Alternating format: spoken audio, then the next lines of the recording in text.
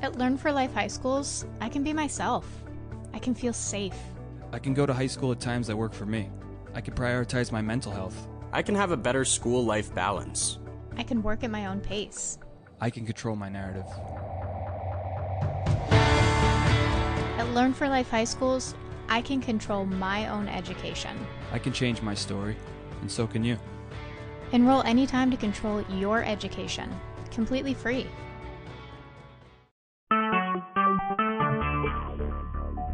Talk shoes. Recorded live. Hi, guys. I just want to welcome you to Time Targeting Podcast. I'm your moderator, Ella. And if you're new to the call, please stay on and we will get you some additional support, some additional Talk Shoe podcast numbers, and some helpful links and websites. This is a solutions and educational-based podcast, but the views and opinions of my guests are not necessarily my own personal views and opinions. My goal is that everyone can obtain something out of tonight, especially a feeling of empowerment. If you have any suggestions, comments, questions, or especially if you're in need of additional support, please don't hesitate to email me at tiangel2016@gmail. Again, the email address is tiangel2016@gmail.com. And I've also been enjoying getting emails with requests of people to get on as guests. I really appreciate that, so you can keep those coming. Let's see. So there's a couple of things I wanted to point out. If you're new to the call and you're not sure how to click on here, if you want to speak at any time. Or, Hello. Hello. Yeah. Hello. Oh, I'm sorry, Ella. Mute me. Hi. Okay, hold on a second. I'll just start over. Okay, I'll mute you and then I'll start 8. How's that? Where's my sign? Okay, hold on one second. Uh-oh. Renee? Renee? That's wrong, California. Renee, is this you? Hey, Ella. I'm just trying to figure out. Hold on, I'm going to mute everybody up again, and I'm going to have her star 8 because I can't tell. There's too many Californias. So will you hit star 8 again, Renee? And there you are. Okay, so I'll just leave you on mute until it starts. I think that was you. Okay, so sorry, guys. Give me a chance. I'm going to start over. So Sean's going to have to clip that part. Okay. Welcome to the Tuesday Nights Triumph Over Targeting podcast. I'm your moderator, Ella. If you are new to the call, please stay on and we will get you some additional support, some additional Talk Shoe podcast numbers, and some helpful links and websites. This is a solutions and educational-based podcast, but the views and opinions of my guests are not necessarily my own personal views and opinions. My goal is that everyone can obtain something out of tonight, especially a feeling of empowerment. If you have any suggestions, comments, questions, or especially if you're needing some additional support, please don't hesitate to email me at tiangel2016.com. Also, if you're new to the call and you wish to speak at any time, please star 8 on your phone, and that will indicate to me that you wish to speak, and I will unmute you when it's your turn. And that part will be in the Q&A. Whenever I have guests, whenever I have the questions and answers, I'll give you the opportunity to speak. Let's see. And then also, once you're unmuted and you have background noise or whatever the case may be, you need to mute your phone, just star 6. And then to unmute yourself again, you hit star 6 on your handset as well. So with that said, I also have a couple of announcements here. I'm just going to kind of encourage everyone to continue with Catherine's Tsunami Letter Writing Campaign, and that can be, you can find the information for that. It's stop007.com. I believe that's the right website. And if you have any questions about it, again, email me. We can help you out. We can get you some simple text to make it a little easier for copy and paste. So that's really important to us, and it never hurts to be writing letters and trying to educate people, whether they do something about it initially or not. It's just important to bring it to their attention. Number 2, I encourage people to check Romolides everydayconcerned.net online. It's her blog for updates on relevant stories. And number 3, I've decided to implement a please check on plan for TIs. If anyone feels like their life is in immediate jeopardy or in danger, and if you're having suicidal thoughts or you're really isolated, or if you have some other type of crisis or duress going on, we can set up a biweekly check-in at the minimum, and we can do a daily one as well. I can have some people help me do that. and we can check on your status, your health, or your well-being, and just simply email me or call me, and we can set that up. Number 4, John Hall. I just want to give you a John Hall update. He's doing okay. I can confirm that he has had open heart surgery.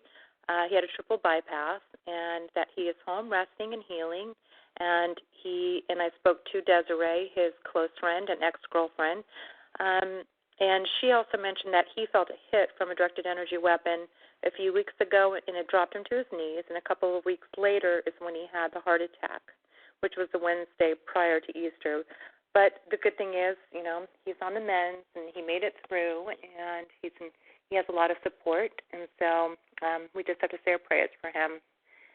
And then, let me get to my bio here. Just a second. Here it is.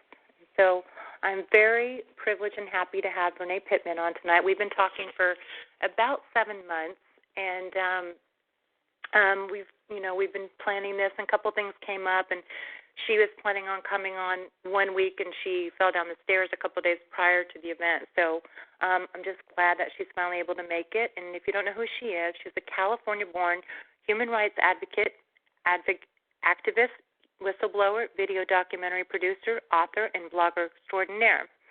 And out of necessity, 11 years ago, after official tampering with a publishing deal in 2008, and the ongoing relentless efforts to silence Renee even today, she took the reign of herself and self-published 5 nonfiction books in the Mind Control in America book series. A 6th and final book is scheduled for release in fall-winter 2017. The series focuses on the nature and scope of government electronic surveillance, advanced psychophysical psychotronic patented technology, its legalized use today, and its origins in research, testing, and development programs. In January of 2006, she formed Mother's Love Publishing and Enterprises. As blogger extraordinaire, you are notmybigbrother.wordpress.com and administrator of a very detailed, informative website, bigbrotherwatchingus.com. She carries information on the horrors of what is happening today in high-level targeting operations to an audience nationwide and globally reaching people in every country on the planet each month. The recently released docudrama Deceived, Mind Control, Schizophrenic High-Tech Fraud is a documentary that creatively reveals V2K, a.k.a. synthetic telepathy targeting. In her first book, Remote Brain Targeting, is a compilation of historical data on advanced electromagnetic technology and early development programs and key players such as the Church of Scientology. Book 2, You Are Not My Big Brother, details her personal plight, pain, and suffering, and how and why she became a victim. Book 3, Covert Technological Murder, Big Brother Approved, focuses on microwave torture by radio frequency, energy weapon, and covert assaults of victims, health deterioration, both inside of and outside of victims' homes, and the capability for slow kill. Book 4, Diary of an Angry Targeted Individual, reveals tactics used to discredit victims, destruction of all relationships and families, men, women, and even children. Book 5 is The Targeting of Myron May, Florida State University gunman, takes a look into the mental state, in his own words, of Florida State University gunman, brilliant public defender Myron May, and his tragedy. Renee's humanitarian dedication and focus has been a proven consistent work of love and unified efforts with many within the targeted victim community dedicated to exposure of a heinous, unjust, unethical, immoral, covert program, which many are enduring as serious violations of constitutional, civil, and even basic human rights. The hope is to save lives through awareness, truth being the weapon, that are being destroyed without accountability, immoral silencing backed by strategic discrediting of victims by the mental illness tag as a cover-up. So with that said, I'm so glad to have her on. Let me find her and I'll unmute her. Hi, Renee. Renee? Hey. Hi. Hi. Okay, I can hear you. Sometimes there's a little phone-ish going on. So anyways, thank you so much. I'm glad third time was a charm. Yes. It's my pleasure to finally be able to get this done. As you mentioned, I was assisted with the fall down the stairs, and it turned out to be, I always try to see the best. Sometimes people have negativity or evil they would like to send your way, and it can be transformed into and transmuted into something very positive. So, it's all good. I love what I do, and I will continue to do this, as many of us, yourself included, as long as possible and until this heinous program is revealed. Yeah. Yep, I will do the same. I think many of us feel the same way and carry the same sentiment. Sure. I guess it's okay with you. Maybe you want to give like a brief synopsis of how and why you ended up in the program. Okay. Well, I do detail that in You Are Not My Big Brother.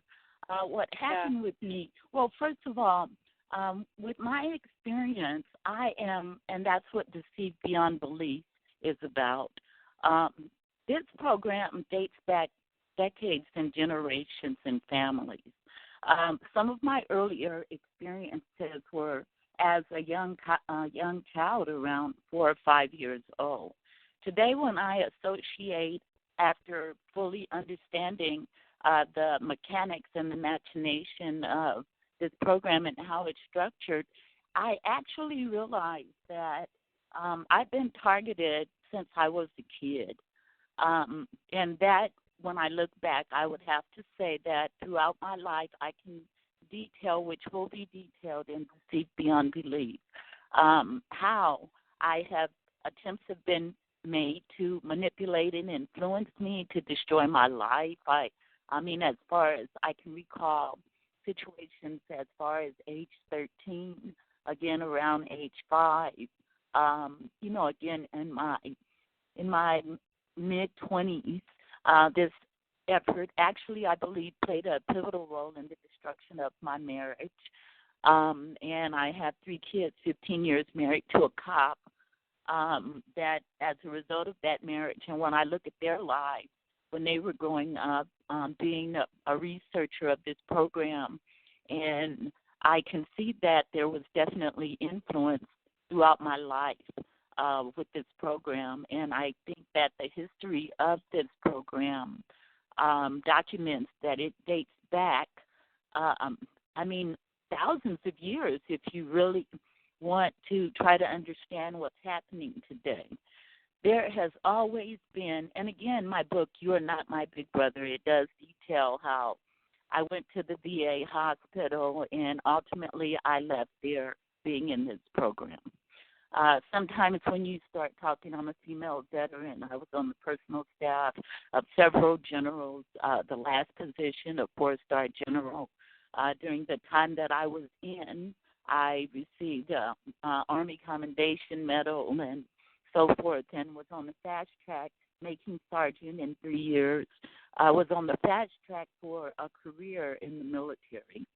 That was halted when I left the military. I began working for the Department of Defense as a civilian, then working for the scientific advisor to the 4-star general in Korea, Seoul, Korea. In fact, my oldest daughter is born in Korea, the second born in Germany, and then the youngest at Fort Carson, Colorado. So, essentially what happened was that after the divorce, I returned home to Los Angeles. I hadn't lived here in almost 20 years. I had left in the early 80s and went into the military. When I returned home, I did not have, I'm an only child and little family. My mother had died. My dad still was alive. So I didn't have a support system that I needed after being married to a cop, his bitterness at my wanting out of the marriage, his termination, basically to destroy me. So, I made some bad decisions. I couldn't handle it. I couldn't cope, and I had a brief period of trying to self-medicate. I can be honest about that, and most people know that. With me, I'm a straight shooter. I have nothing to hide. I totally understand the human frailties of human beings millions of human beings as we struggle through darkness and ultimately into the light. So I went to a facility in Long Beach, California. This was a brief period. I had no history of any type of negative involvement. I was just lost and floored and emotionally crippled, and it was unbearable. In fact, at this time, I can recall that pain. It was so intense because the man had my children. I was right here homeless, and I was pretty messed up. And again, the strength in me is that it was only for a brief 6-month period. But when I say that, again, I think that what had been happening all my life is that I had been placed into this program, as have many others since childhood. I'm a firm believer on that because, again, I can recount specific incidences that when I realized that this is a program and embarked on my activism, the connection and the identical methods that were being used throughout my life as a way to try to destroy lives as non-consensual or involuntary test subjects. And the beauty of it is that it often begins in early childhood. In fact, today I have witnessed the same thing happening I have one granddaughter of the 3 girls, my oldest being 30. The middle girl has one daughter, and then the oldest is having a daughter expected next month. So, I mean, I saw the same dynamic with my children and things that they said that came full circle for me. So, you know, I'm a female veteran. I love my country. I served my country when I got out. I went to work for the Department of Defense. I have numerous awards for exceptional performance as a Department of Defense civilian. And basically, again, Deceived Beyond Belief will focus on the fact of the machination of people being taken from various phases of this program. And most times, subtle influence that you never would even imagine. You think that it's your own thoughts and your own thought processes, but it is actually cleverly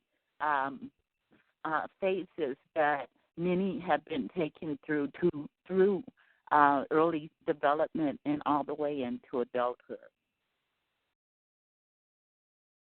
Okay. Wow. Okay. So, it goes back that far, and then you started to become familiar with the topic and decided to start doing activism. What year was that? In case I missed it. Well, you know, in 2006, I knew something was going on around me, but I didn't actually understand why. So I started, I remember I had a major car accident in 2007. I was living in Scottsdale, Arizona. And I started hearing when I was in the bathtub naked, I would hear men commenting on me. And I actually thought that it was somebody in the apartment next door to me that was watching me. When I realized that they were watching me nude in the bathroom and I lived alone, I panicked and I got in my SUV and I ran out of the house, and after I dressed, of course, and I had a major car accident. That brought me back home. I demolished my right ankle.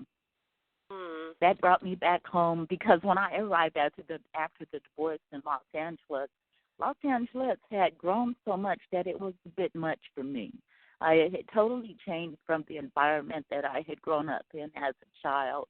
I was highly populated, and some of the areas were so dense, and it was just the traffic and a lot of negativity of which I had not been used to because my kids and during our marriage they were raised in suburbia more or less. So in 2008. After I returned to Los Angeles and then I left. I moved to Scottsdale, Arizona.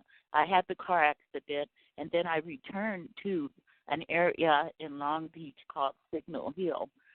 While I was there, I started hearing the same dynamic. I would just right before taking a shower each day, I would hear something enter from the ceiling, scratch across the wall, and it would position itself right over my shower. And then I would hear men saying, "Did you take her shower yet? Did you take her shower yet? She's got big boobs. Man, I can't wait to see this." Just really stupid. Right. Crude and rude. Yeah. I mean, just ignorant. Really, everybody has boobs, and this is nothing spectacular. All women have that, and so forth. So what I did, and then one of them actually showed up. I recall I was vegetarian at the time, and actually vegan. And I was in the kitchen. I was preparing a vegan burger, and I heard beamed in the wall, "I'm gonna F her." And about 2 weeks later, one of the guys showed up, and under the pretense of a chance meeting at the Long Beach Veterans Hospital, we struck up a conversation. And I have a naivety about me. I trust people. I never think wrong with people, and that's just who I am. And I actually enjoy being that way. So people with me are 100% at first sight. I'm not suspicious or anything. So he showed up, and he basically tried to ingratiate himself with me. And then his questioning, while we were talking, he hounded me from the time we met, asking could he come over and so forth. And this was an attractive man that I thought, was intelligent, and I didn't see any point of us having a conversation and getting to know each other. I saw nothing wrong with that. But one thing I knew was that he couldn't come into my house, so I agreed to meet him and talk with him outside of my apartment complex. And later, I realized that this man had set up with the owner of the property to operate in the apartment next door to me.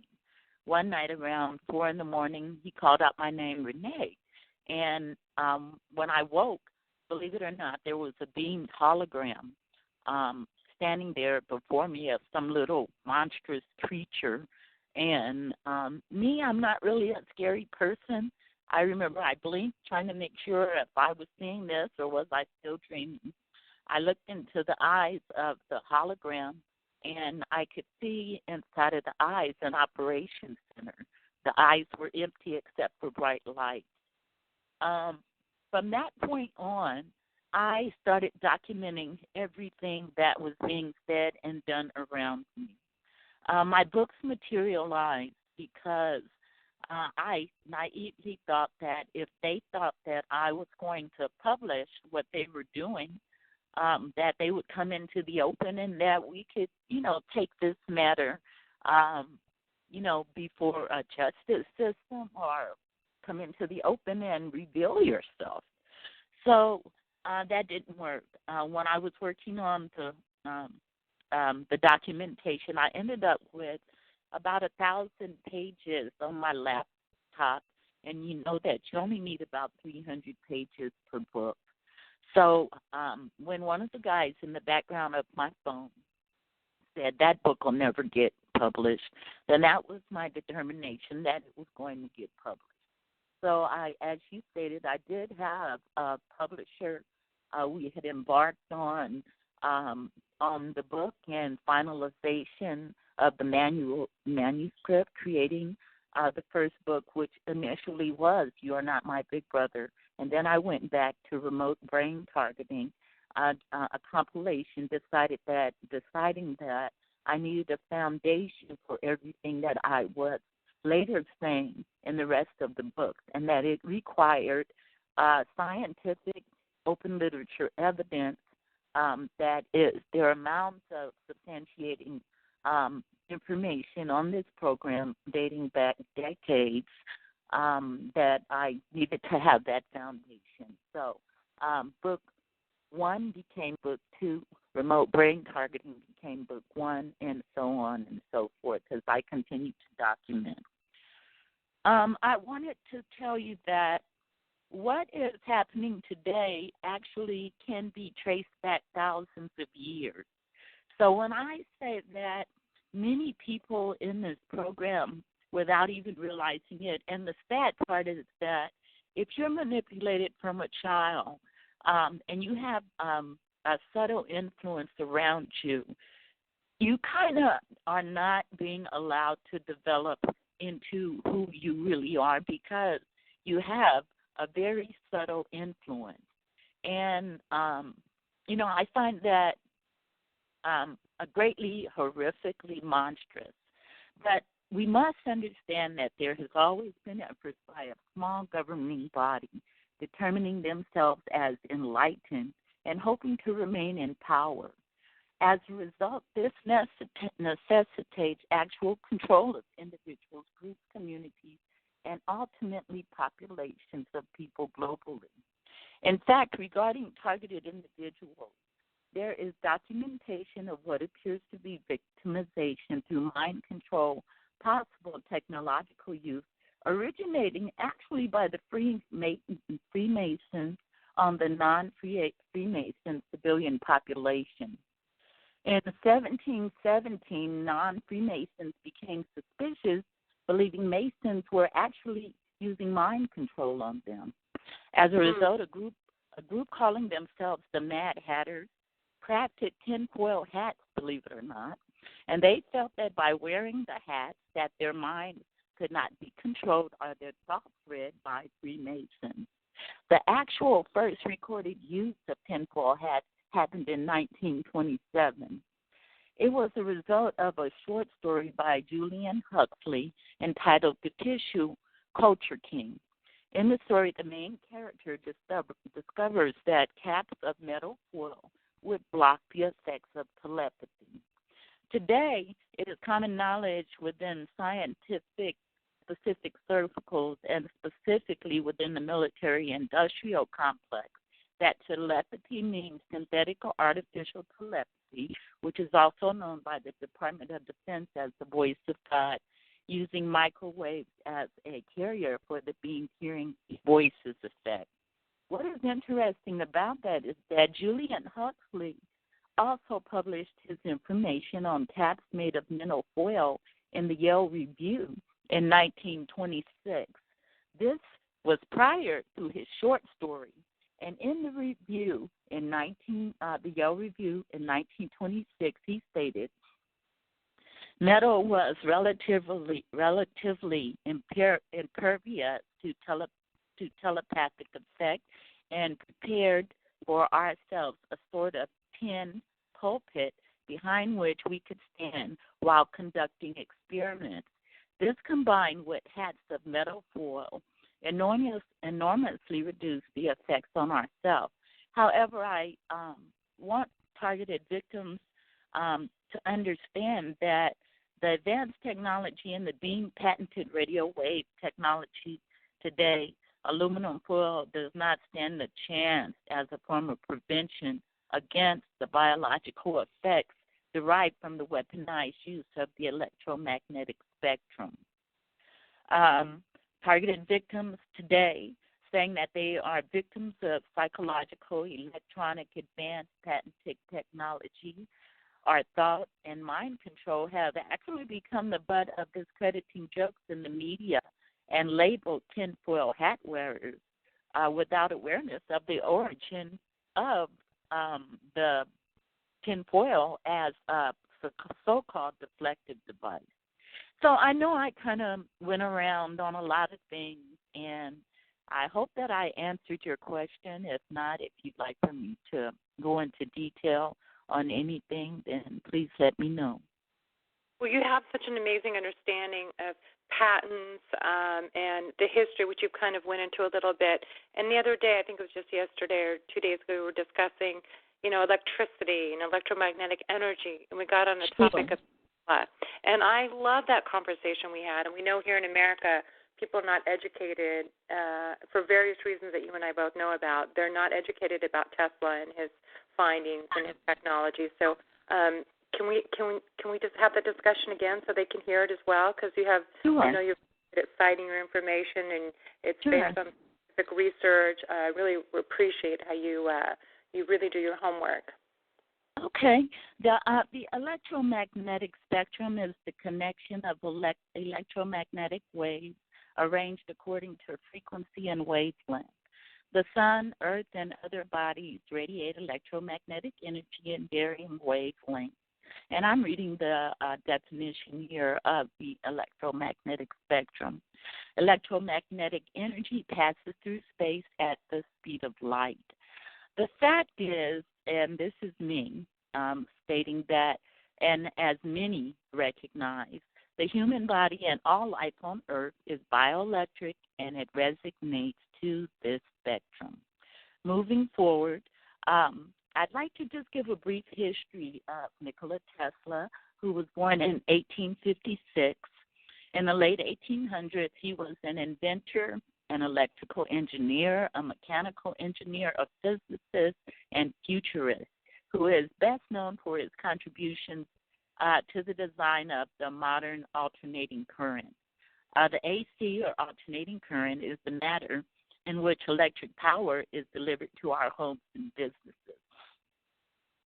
The foundation for Tesla's understanding of the electromagnetic spectrum, I learned, is clear in a statement he made regarding the connection to the universe. He stated very simply, if you want to know the secrets of the universe, think in terms of energy, frequency, and vibrations. But key to what's happening today with targeted victims and a global effort, many would agree, is for social and mass population control, is founded on something that he also stated as a scientist with advanced testing in electromagnetics. Tesla stated that alpha waves in the human brain are between 6 and 8 hertz. The wave frequency cavity resonates between 6 and 8 hertz. All biological systems operate in the same frequency range. The human brain's alpha waves function in this range, and the electrical resonance of the earth, again, is at 6 and 8 hertz, which is key. Thus, Tesla stated, our entire biological system in the brain and the earth itself work on the same frequencies. Key to understanding what's happening today is what he said then. He said, if we can control that resonant system electronically, we can directly control the entire mental system of humankind. The result is that waves of our brain and the earth are working on the same frequency. However, many have stated, and I think I heard another of your guests, I know Dr. John Hall has also stated that we have unique patterns. Our brainwaves are unique patterns for each individual, becoming a unique brainwave signature. The result is a capability for biometric targeting anywhere on the face of the earth. Your biometric signature encompasses actually your DNA, which can become a fractal antenna, your iris, your gait, and through this unique brainwave signature uploaded into a supercomputer. Now, this information backed by Tesla's focus in this area after his death is actually what fueled the scientific ideation and testing and research and development focused on war weapons during World War II and after World War II with the arms race. Tesla died on January 7, 1943, and sadly, he, with 700 patents to his name, he died penniless. One of the more controversial topics involving Nikola Tesla is what became of his technical and scientific papers after he died. But it should be known that just before his death, at the height of World War II, Tesla claimed that he had perfected what he called the death beam. So it was natural that the FBI, CIA, and other U.S. Agencies, government agencies, would be interested in any scientific ideas involving this type of weaponry. And they were even concerned that Tesla's papers might fall into the hands of the Axis powers or the Soviets. But one thing about Tesla that is endearing to me is that Tesla was at best a humanitarian. Actually, he stopped eating meat and stuff during a time when it was not fashionable. So he was advanced in a lot of areas.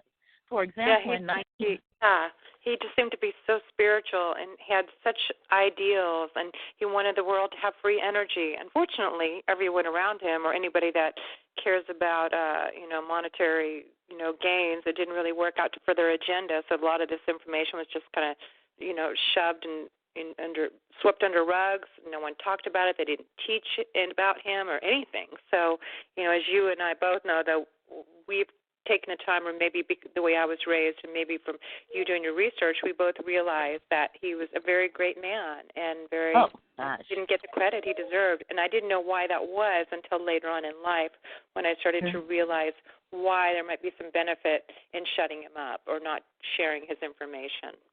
Oh, absolutely. And, for example, in 1901, when you mentioned free energy, he sought, as you stated, to provide it to the world. Today we know this is Wi-Fi, which is wireless communication using radio waves, or cellular towers using microwaves as a carrier band, and that, again, is the energy of the electromagnetic spectrum. However, after realization of wireless energy as a free energy source, as you stated, J.P. Morgan, who initially financed the Wardenclyffe Tower, believing it, again, not profitable, decided to not continue the funding, and the Wardenclyffe was torn down. Without a doubt, Tesla's patents laid the foundation for the technology, advanced technology today. One of the more controversial topics involving Tesla is what became of his technical and scientific papers after he died in 1943. Now, this is key information. Just before his death, at the height of World War II, again, he had claimed he had perfected the death beam. You have to understand that. Let me tell you a little bit about some of the agencies at that time and what their purpose was. There was an agency called the Office of Scientific Research and Development. An individual by the name of Dr. John G. Trump, I'm not sure if he's connected with President Trump, but he was an electrical engineer with the National Defense Research Committee, and he worked for the Office of Scientific Research and Development. Right after Tesla died on January 7th, and about January 26th, 25th, everything in the hotel, in the basement of the hotel, was confiscated. And he also had trunks of documentation on his research in a Manhattan warehouse. Of course, it's only natural that, again, the FBI and U.S. government agencies would be interested in any scientific ideas involving weaponry. Tesla's thoughts, Dr. Trump was called in to analyze Tesla's papers, among other agencies, and following a 3-day investigation, he said that Tesla's thoughts and efforts during at least a 15-year period were primary speculative, philosophical, and somewhat promotional character, often concerned with the production of wireless transmission of power, but did not include new, sound, workable principles or methods for realizing such results. And that was what the public was told. However, just after World War II, there was a renewed interest in-beam weapons. So again, we come back to the public being told one thing and secret scientific, the secret scientific evolution into advanced technology focused on the electromagnetic spectrum and harnessing the energy of the electromagnetic spectrum into beam weaponry. In fact, copies of Tesla's papers on particle beam weaponry were sent to Patterson Air Force Base in Dayton, Ohio, and the project was actually code-named Project Nick, which was heavily funded and placed under the command of a general there who was testing the feasibility of Tesla's concept. However, Dr. Trump stated that basically there was nothing there and nothing substantial or useful. Details of the experiments of Project Nick were never published, and the project was apparently discontinued. However, we know that when something is discontinued, in most cases it's just renamed. But something peculiar happened. The copies, ultimately, certain copies of Tesla's papers, they disappeared, and nobody actually knew what happened to them. Example of patents that laid the foundation for what is happening today, Tesla's electromechanical oscillator. One of the versions of the oscillator Tesla claimed caused an earthquake in New York in 1898, and that gained the popular cultural title for Tesla as having invented the earthquake machine. Transmission and radiation of radio frequency energy, high voltage, high frequency radio propagation, and X-ray microwave technology are credited with Tesla, as well as a scientist named as Marconi, are what HARP is based on. And then today, when we see the Tesla vehicle, we understand that in the late 1800s, early 1900s, Tesla had invented the induction motor, which lays the foundation for electric cars. Okay, this is the last connection that I'd like to make. I mentioned the Office of Scientific Research and Development, and it was an agency of the United States federal government created to coordinate scientific research for military purposes during World War II. Arrangements were made for the creation of this office in May of 1941, and it was formally by an executive order created by President Roosevelt. This office is also documented as one of the first offices for human experimentation. From October of 1943 to 1946, this office reportedly used conscientious objectors from the civilian public sector as subjects for research of malaria, altitude pressure, life ration, high altitude frostbite, psychoacoustic, poison gas, ingestion of an exposure to seawater, temperature extremes, climate, psychological hygiene, thiamine, bed rest, and area medicine, and this is the short list. But the unification of the Office of Scientific Research and Development unified with the Office of Strategic Services, which was a wartime intelligence agency of the United States during World War II, and it was the predecessor of the modern Central Intelligence Agency. The OSS was formed as an agency of the Joint Chiefs of Staff, and it was designed to coordinate espionage activities behind enemy lines for all branches of the U.S. military.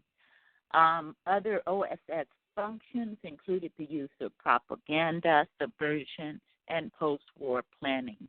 And actually, again, it was the predecessor of the CIA.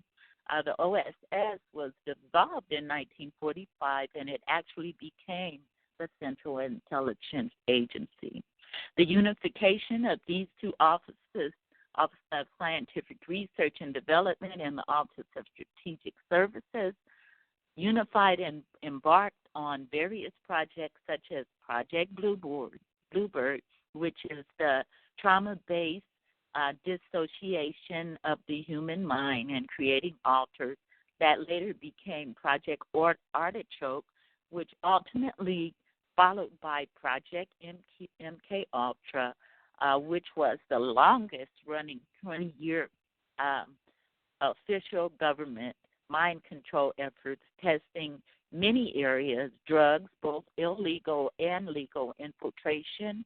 And now we firmly understand infiltration into specific communities to control a population and to test the effects for social and mass population control. Today, the Director of Science and Technology is actually the branch of the United States Central Intelligence Agency that is charged with developing and applying technology to advance the United States gathering today of intelligence.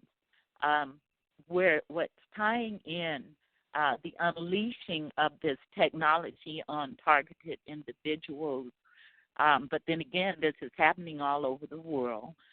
Post 9/11, the technology under the guise of the war on terror, which can label anyone an activist, a whistleblower, a victim, revealing this program can be labeled as domestic terrorist. Electronic surveillance can be approved.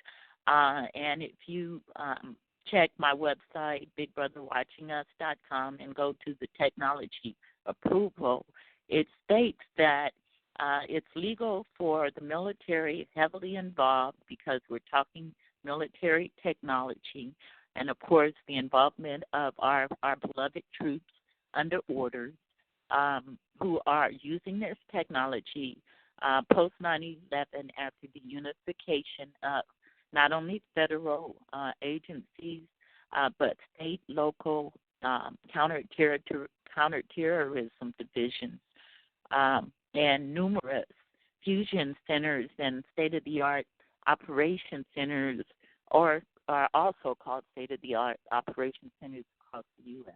So I hope that, in a nutshell, that kind of gives an idea of what is happening today and how it ultimately was legalized using specific laws. And again, if you go to bigbrotherwatchingus.com to the technology approval, you will get a glimpse of how this program has been unleashed. And as a result, victims are feeling that there is no help. There is nowhere to turn. And, of course, the weapons used there, because it's biological, there really is no defense. So what are our alternatives? Our alternatives are exposure, activism. If there are 330 million people in the United States, then we've got our work cut out for us to carry what's happening to every person that we possibly can, and mobilize the truth, stand on the truth fearlessly, and with the hope of helping our children, our children's children, and future generations. That's very well put. So maybe you can tell me a little bit about your documentary, and also maybe backtrack a little bit. Who have you reached out to with success? Have you heard positive feedback yet? I'd love to hear what good has come out of your work and all the work that you've done, because I know you're reaching, thousands and thousands of people. So hopefully there's some positive feedback back that you've received. Oh, definitely. When you look at the books on Amazon, the reviews stalled. And I think what happened is that my blog became so popular with about 4,000 hits. And WordPress documents the countries that are reading your blog. And again, to my great satisfaction of in my heart of hearts wanting to be a beneficial presence on this planet. People from all over the world are reading the blog. So at first I thought, well, shucks, nobody's really reading my story and how this evolved. So because I'm not in this for money, what I started doing was Amazon allows you to do promotion and give away free books. So I started giving away books. And as a result of that, it stalled the reviews along with my blog. And I say this kind of sensitive to someone angry at me, saying, well, nobody's even reading your books. Well, people are reading the books. And the greatest satisfaction, and I think because I'm giving the books away free, that Amazon does not prompt you to do a review, because most people will do a review when Amazon emails you and say, we'd like for you to review this. What I have gotten from all over the world, and it's so pleasing, and it keeps me motivated, and it uplifts my spirit in light of what is happening around me and ongoing efforts for well over 10 years to take me down, deteriorate my health. All over the world, people have written, have said thank you. People have sent me gifts and stuff, which are very sweet. Like one lady sent me some gemstone jewelry and a couple of times, and just gratitude. The documentary, Deceived, Mind-Controlled, Schizophrenic, High-Tech Fraud, came of my great, great sadness of the use of synthetic artificial telepathy, or what is also, again, called the Department of Defense Voice of God, and we know it's known by several names, V2K or Voice of Skull, remote neuromonitoring. It's also called the Frey effect. It's also called neurodecoding.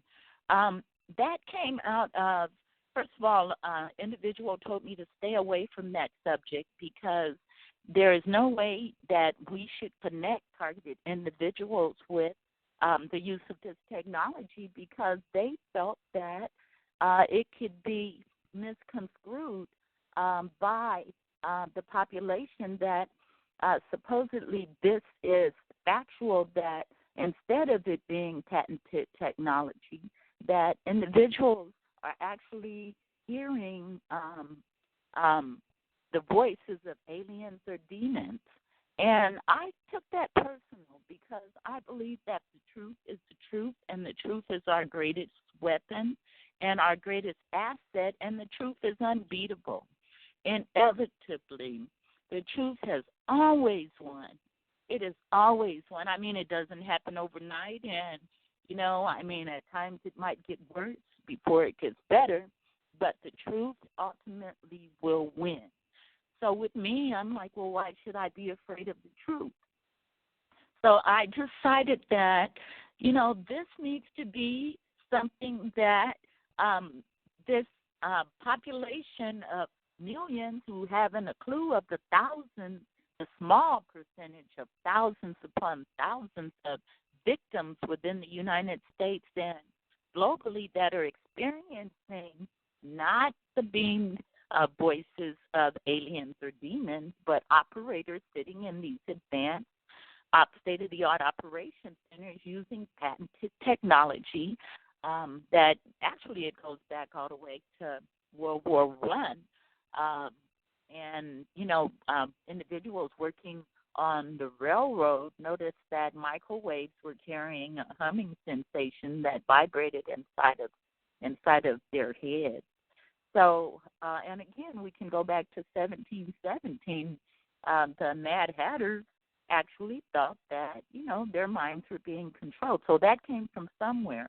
However, we can go back even further to ancient Egypt when there was knowledge of the electromagnetic spectrum, and believed the Olmec, ULMEC, helmet was used for the same reason that the Mad Hatters supposedly used it, and we're talking in ancient Egypt, and the largest tower of Giza being actually the connection with the electromagnetic spectrum and actually being the energy source for ancient Egyptian, I guess you would call them, cities and communities. So I kind of lost your original question. I hope that I've answered it. You did very well. Thank you. So I guess with that said, this is about when I open it up for questions. So I'm going to say, are you ready to do questions and answers, Renee? Sure. Okay. All right. Let me see. Star 8, and I will unmute you. Thing is, guys, I can't help what happens to the numbers. I go with the numbers in front of me, and they change. So I apologize. I'm not trying to neglect anybody. Anyone who moderates knows this happens, so it's a little talk show glitch. So I will get to you as soon as I can. Okay, California, I'm going to come to you. Okay. Hi. Ella. Hi. Hi.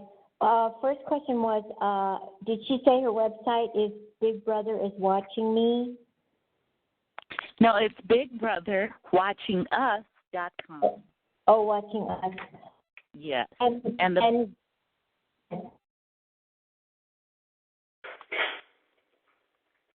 sorry. Are you still there in California? She might have gotten dropped. Okay. It happens. Okay. Sure. Well, we know that when we were talking, and every time we we got disconnected every time we got on something that is true and serious, immediately our calls would drop, and that's just you and I talking on the phone. I know, like really interesting pieces of information, something that would be great information to share with one another, and then sleep off and we went. So they've been a little bit, they've been doing that quite a bit lately. Okay, so go ahead and start 8, and here we go. Okay, Northwest California, I'm coming to you. Hi, Northwest California on the air. Do you have a question for Ms. Pittman? Yeah, hi, Ella. It's Roseanne. Renee, I just wanted to say hello. Hey. I went through Myron May with you. Right, exactly. That was traumatic for me. And actually, I was thinking about you the other day. I was like, should I give her a call? It took me a while for that one. That was definitely, and I excuse the pun, that was traumatic for me. It really was. We so kind of went through that together. I remember calling you. We were talking about Myron May, and then I heard the news, and I called you, and we kind of screamed together. And, oh, my God. That brought me to my knees. I'm like, wow, who knew? I know. Who would expect that? So, greatly saddening and troubling. And the objective for us today is to stay strong. And, again, the truth is our greatest weapon. Anything other than that, because individuals become desperate. And as he said, he may have been promised to be released from this program if he did what was asked of him. So, when you consider that with mental mind control and the intensity of the takedown effort, sleep deprivation, hypnotic dream manipulation, of losing a brilliant career, that all of that combined, without a doubt, it could push someone over the edge. So it's very real. Well, and that's what they're trying with all I was a fairly new TI at the time, and that just shocked me to my core. Yeah. All of a sudden, I had NBC News contacting me, and I know that you had an awful lot of press about it, and you were giving interviews, and we had just been speaking together and trying to decide if he was real. Right, exactly. And see, a lot of people, Roseanne, see, this is why I shut down. because people were saying that I killed him. And, I know that. Yeah, I shut down from everyone. I'm like, okay, because, you're sensitive. Well, I'm sensitive, but it's the strength and the sensitivity that allows me the ability to sense, and I'm grateful for that. So when I say sensitivity, when you look at sensitivity, you can understand that. So when people started saying that, I was responsible and I should have answered the phone, you and I were on the phone and we were talking about coordinating a class action lawsuit, and hopefully Myron May could help us, because we know that an attorney is a deficit in the targeted individual community. Nobody wants to get involved because they know what's happening. Judges, politicians, everyone knows what's happening. And I was told that by in L.A. by that attorney Mesner that represented Michael Jackson. I spoke with him, and he said, people know what's happening. They're just afraid that their careers will be destroyed, as was Myron May when he decided, that's okay, I know what's happening, I'm going to get you. So that's right. And you were so brave. I just refused any interviews.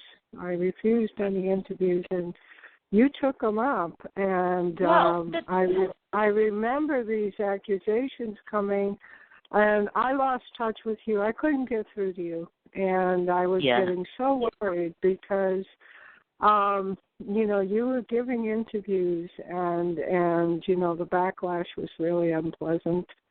Oh my God! I mean, it was coming, and what was painful is that you're involved in this community, and it's a work of love, and you're trying to help, and your life is on the line. Then all of a sudden, out of the woodwork, people are making accusations against you.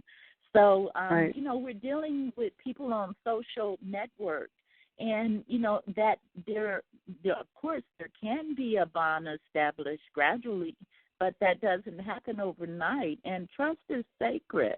So when I started getting bombarded from many different directions, then that was a clue to me to kind of pull in the reins and remain focused on the truth and to continue to do what I do. But it hurt. It really did. It hurt. So, and as far as the interviews, the only interview that one of the interviews was, I was referred by Derek Robinson because they were trying to interview him, and he told them to call Renee Pittman. And that's how that interview came about, and, basically so. And then I was contacted by Reuters, and I think that, it was my hope because the FBI, right the next day after the Myron May incident, the FBI did the typical police knock on my door. Boom, boom, boom, boom, boom, boom, boom. And I go downstairs, and there is an FBI agent, the United States Postal Inspector, the head guy, and a local sheriff, a female, was there. So they came in, and they told me that the package that Myron May had been sent as a certified mail had been left on my porch. And we know that certified mail has to be signed for. The postman knocks, it's certified, and you must sign for it. So they told me that it was left on my porch, so they brought it in with me. We sat there, and based on how sadly he decided to handle this situation, whether manipulated, influenced, or anything, then, truthfully, I could not condone that, and I stand on that. I can't condone something. So there were people coming after me saying, you should never have given him that package. Well, he sent the package to 10 other people, and if they're pounding on my door and they want it based on the circumstances, you can have it. So, I had attacks from that. And so anyway, what happened was, I remember prior to all this, without a clue, because none of us had never heard of Myron May.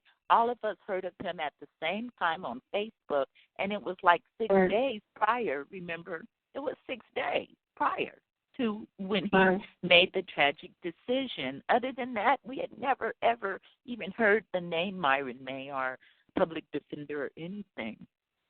Right. So, yeah. So. I never got my package. I got a call from my postal inspector saying we need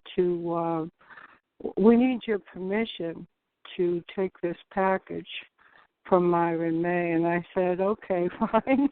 Right, by that really. time I was just trying to hide. We're not against him. Exactly, we're not against him. But, I mean, if this package, people are hurt, it's just not the way for us. And actually people can be manipulated and influenced and used as a tool to make the targeted victim community look like they're mentally ill. And I spent a lot of time at that time trying to say, 99% of targeted individuals are nonviolent. That's right. Because, a story came out, and I don't know if you ever saw it, but you were in it, and I was in it, and I forget who else was in it, saying that we were all violent, and we had put Myron May up to this, and, I mean, it was absolutely crazy. I know. And it was sent to me, and, I was only about a 2-year TI at that time. And I was just, sorting things out and realizing what was going on. And I saw this story, and I went, oh, my God. I know. It was devastating. I didn't even know this man. I was talking to him on Facebook trying to get a class action lawsuit going, and the next minute I know, NBC is calling me for an interview. I didn't even know this man. Right? Oh, my God. I know. I even got a call from Florida Tallahassee Police Department insinuating that I was involved, that I contributed, or I said or did something that motivated his action. And then maybe about 6 months later, I got a call from a lady that lived in, oh, my gosh, I think it was Texas, and they broadcast the news from Tallahassee, the same radio station. She called me and told me that they were showing an image of Myron May and detailing his story, and they put my phone number on the my God. Yeah. And so she sent me the actual clip, and in fact I should put it on. She sent me the video. She made a recording of it on her television, and she sent me the video, and there is Myron May saying, contact Renee Pittman at da-da-da-da-da-da. Oh, my God. Yeah, just 6 months later, and I'm like, what are they trying to set me up to somebody knocking on my door saying that, because they would love, as a method of takedown, possibly set something up and say, well, she was targeted by a mentally disturbed person who thought that she had contributed to the injuries of, that's just the name of the game in some cases. So you never know. Yeah, I saw a lot of that. And I felt so bad for you. And I could not get in touch we have with echoing you. going on. Hold on, guys. Yeah. There's a couple questions. A couple people wanted to ask if you're comfortable in sharing what was in the package. Oh, sure. Actually, people do this. If you want to know what's in the package, go to smashwords.com and you can upload his book. It's a free ebook. And I remember that what had happened was that while we were talking, and he kept saying, when in the initial stages, I'm sending out a packet. So I'm like, well, how come you just can't email the stuff? And so then he said the file's too large. However, apparently, when I asked that, he never said anything about it during this short period that I talked with him, a few hours. And he never said that he was sending the packet. So what happened was about 2 weeks later, they were torturing me, and I decided at that time I had a pro se open civil complaint, which all of us have to try to file pro se, and none of us have the required legal expertise that's vital when you're going up against the attorney the state attorneys, and all of this. So I decided I was going to get up and compile something for the judge, and I started searching my emails, and I saw an email that I forget the name of it. It wasn't his name on it, so I opened it, and there was all of the information. So then I thought, okay, I'm being monitored. They know I have this, and I know they don't want this published. They've already knocked on my door. So I worked day and night just basically transferring everything that was in the packet to a book, and then just adding some other stuff to kind of give the book some, pages and information and so forth, or possibilities. Then people started coming at me saying that I had the book published before he died or the day he died. Oh, my gosh. That was just unbelievable. That not only was that an insult to my personal attack on me, to say that I had a dead man's book published, the book cover published on the day that he died. I really took that personal. Oh, yeah. Yeah. So anyway, it you is were what trying it is. to give But out anybody information. excuse me. Go ahead. Oh, anybody that would like the free ebook, you can download it to your computer, your smartphone. It's called The Targeting of Myron May. It's on smashwords.com, and it's a free ebook, and it has been for quite some time. And right now, 1,000 people have downloaded the book and read it. You can do it in a PDF or, whatever format you choose, and you can read it as an ebook. Again, it's on smashwords.com, The Targeting of Myron May, Florida State University gunman. And I put in there every single document that was in those packages, his detailing and everything. So, and how they connected me and so forth. And one thing that I caught some flack about too was that inside of that package, May had given the people, the 10 addressees, he gave us his email account, like Yahoo, and the password. So when I was doing the book, he gave that to us. That's what was in the package. Everybody got that. I went in and I looked at, because I'm trying to figure out, what's going on. I mean, of course, there's always trust issues when things start happening, when you're dealing with someone you did not know. And so I'm trying to get to the bottom of it, because it's not like we're lifelong friends where I know you. We have connection, a family friend. So I opened up the emails, and I documented a lot of the things and his plight, how he was contacting family members and asking them for help. And, so what happened to him based on those emails that he gave us the password. It was actually in there. And when he emailed me the things that I opened up again later, there they were. So when I started pulling the book together, and I remember catching flack about that. Somebody saying, and that felt legal to, it was Anthony Forwood. Yeah, Anthony Forwood. He wrote the worst things. I mean, I couldn't believe it. He said you were taking advantage of the situation and trying to make money. Right. And I think he was the one, he named all of us in some big conspiracy. Exactly. I couldn't believe it. I was in there too. He named me, he named you. I forget who else he named, and he said we were all in a big conspiracy. I could not believe this. Yeah, it was laughable. Sure. And but what people do, they will try to build their reputation off other people. So, and I've seen that happen a lot. They'll attach themselves and then add some controversy, and then, change the dynamic of what's happening and counter it. And then people actually become fascinated, because it's like, oh, okay, well, these people, they're lying, and they were actually involved, and so forth and so on. But, he said, but who got them was Spencer Carter, who got him was Spencer. And, Really? Sure did? I know Spencer. He created, Spencer. He created a short website that said, Anthony Forward is a fraud.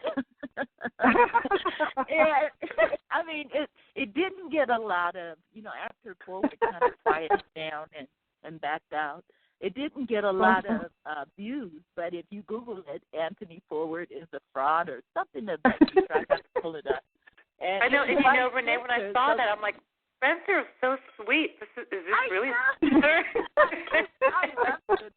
I really do, and I've told him he's freaking brilliant. But he is. We love him. But we're even the nicest people. We have our limits.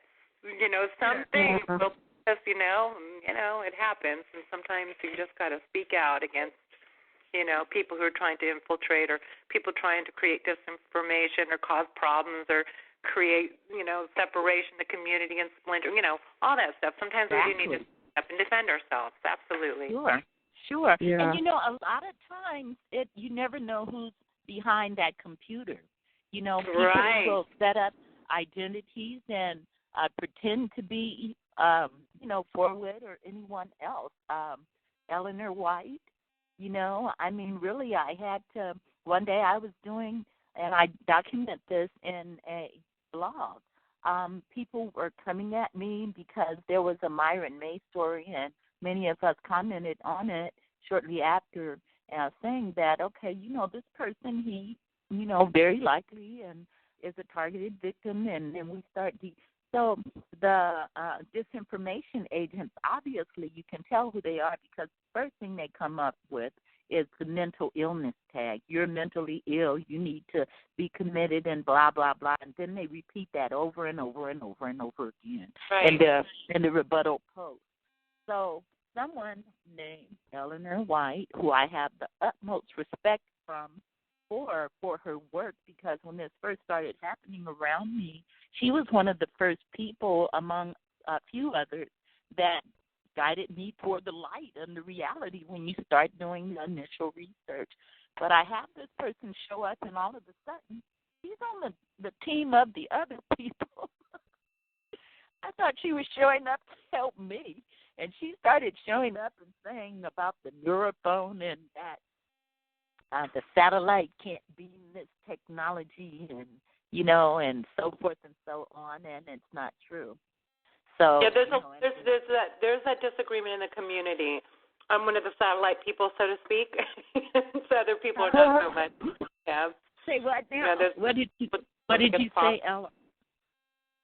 I was just saying, there is a little bit of a natural different thoughts of beliefs or different models, and I'm one of the people who believes that somehow satellite technology plays into it. I feel that, in my experience, it seems that way from what I've experienced. And I don't know how the delivery method works. I want to read more of your patents.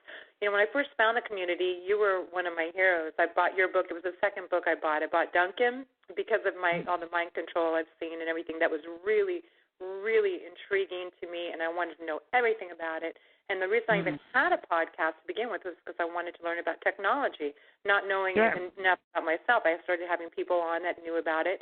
And so, but there are people that don't want to get into that area as far as when it comes to activism. And some people, they think it may be true, but they just say evidence is hard to come by. Absolutely. Yeah, so that part I understand. But, so your books were extremely informative, and the way you cite your books and the patents you included and everything else, I just, I thought the world of you. And thank you. Here, and you're educating this great group of people, and so we're very appreciative. Well, I'm grateful to hear that, because when they isolate you from everyone and you have wonderful people in the community that show up and send love, I cannot tell you how grateful I am that we're on the same team. You guys have really been my support system, as I hope that I have been yours. And, this is the unified effort with everyone. Their contribution, no matter considered small or large or whatever, it's all very, very powerful. But the suppression of information, actually John Hall's book is Satellite Terrorism. So you have to understand that when people leave the country, one victim, he left the country and went to Asia, and he was still targeted. So that comes down to the Five Eyes Agreement, which is the satellite signal intelligence, human SIGINT, and human, which is human intelligence, monitoring and tracking. And it's founded on the Five Eyes Agreement, which allows satellites to track and monitor individuals leaving the country. So again, Hall, his book is called Satellite Terrorism and so forth.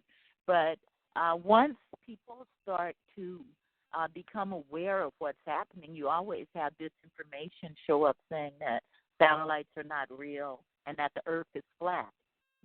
So, I mean, and that is cleverly, we're talking the Earth is flat. That's something that is so ancient of a nonsense concept, and we know that Sputnik and, various things, but they're saying that, a lot of the satellites orbiting, it's, space junk from satellites that have become, that malfunctioned or were no longer in use. However, you have to consider that if a person leaves the country, they're still getting the same type of psychophysical targeting, that there must be a way. And I ask people to study the Five Eyes Agreement. It's between the United States, Canada, New Zealand, Great Britain, and let's see, I'm leaving off one. The United States, Britain, Canada, New Zealand, and I think Australia. I may be wrong, but I'm almost certain it's Australia. But, the issue is it is unprecedented that information about electromagnetic weapons, that they're suppressed from the public in all ways, and that the governments of all countries, they go along with this secret in fear of paybacks by the powerful. Because at the top of this pyramid, a literal pyramid, the puppet master appears with globalization or resulting in ongoing wars today. There is something on a higher level that is the reason for everything that's happening today in social and mass population control to keep people silent and to keep them from unifying against corruption are revealing what's happening today is key in labeling people as enemies of the state or domestic terrorists easily, or having them blacklisted. So instead of governments choosing to deny rather than recognize and expose the existence of these weapons, thus they fail to inform citizens. This actually shows that we really are not ruled by the politicians, but, again, by a self-proclaimed so-called elite. And the ultimate goal is the suppression of populations. And that's where I think the connection, because people all over the world are reporting the exact same standard operating procedure. To the letter, the psychophysical torture, and it is in, the Five Eyes Agreement countries, but also, in places that are other countries. It's all over the world. So there's a connecting dynamic here that's unmistakable, and the key is identical experiences.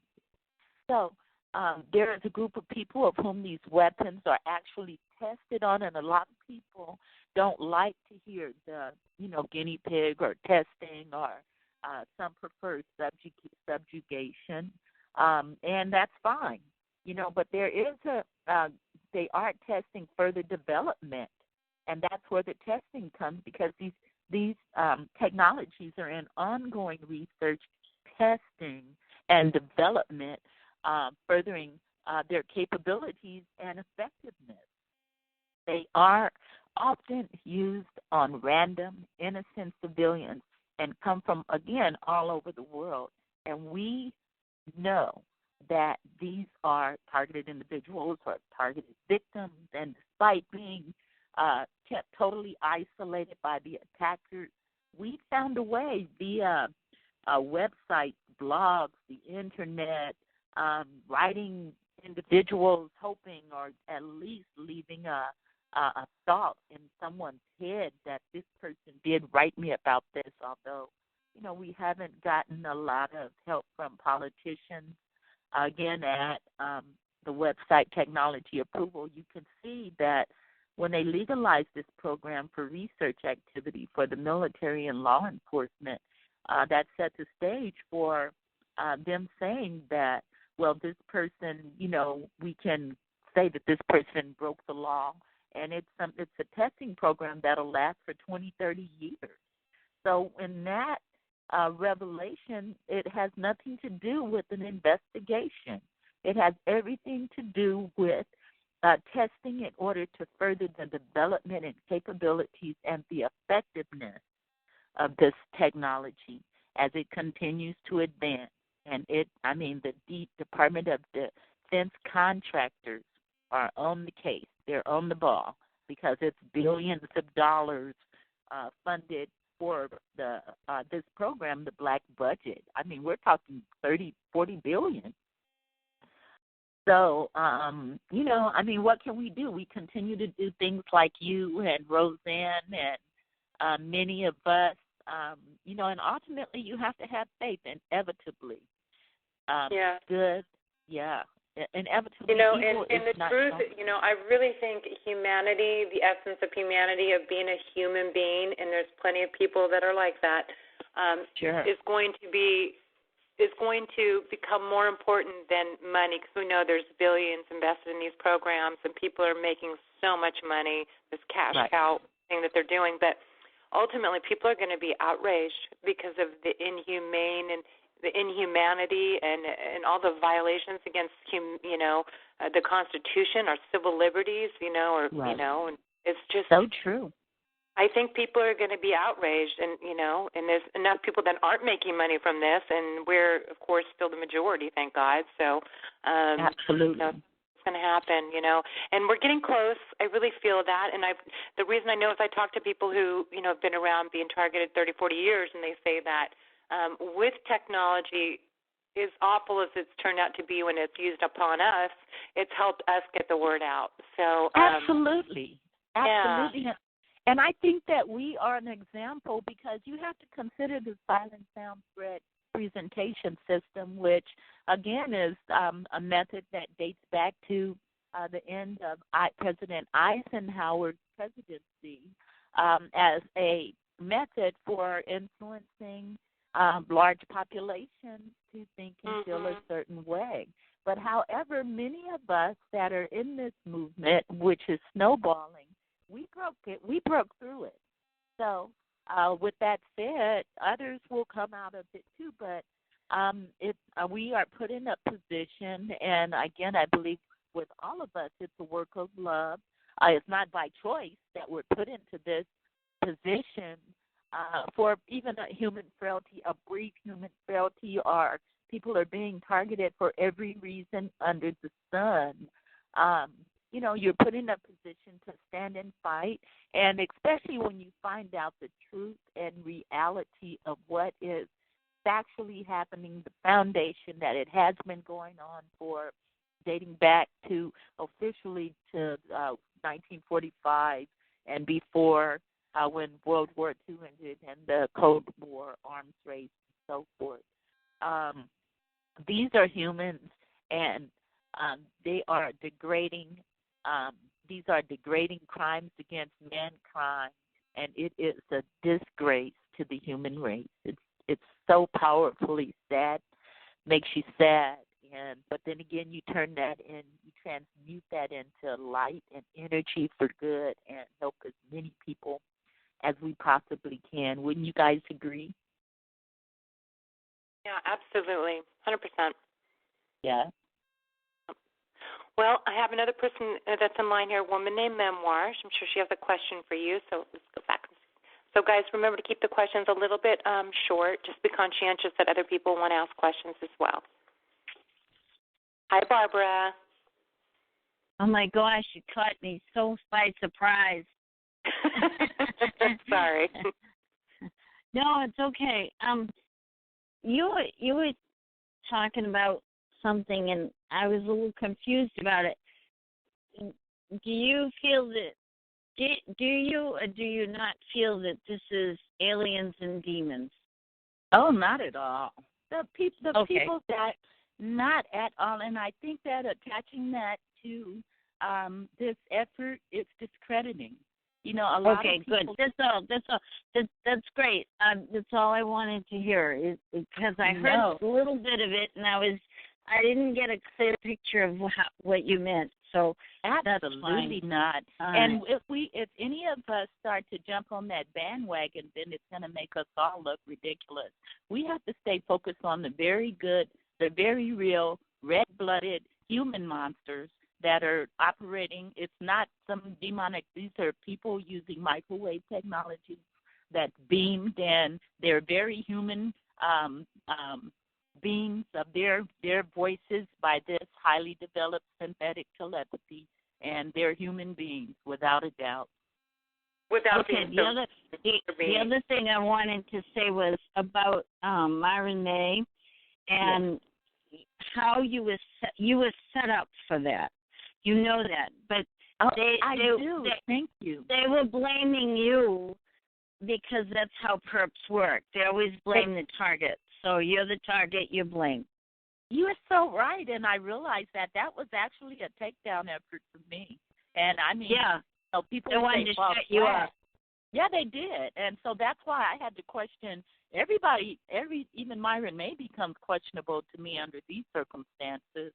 You know, so that's why I went in and looked at his emails and stuff, and you know, I mean, they definitely, without a doubt, probably were trying to kill two birds with one stone.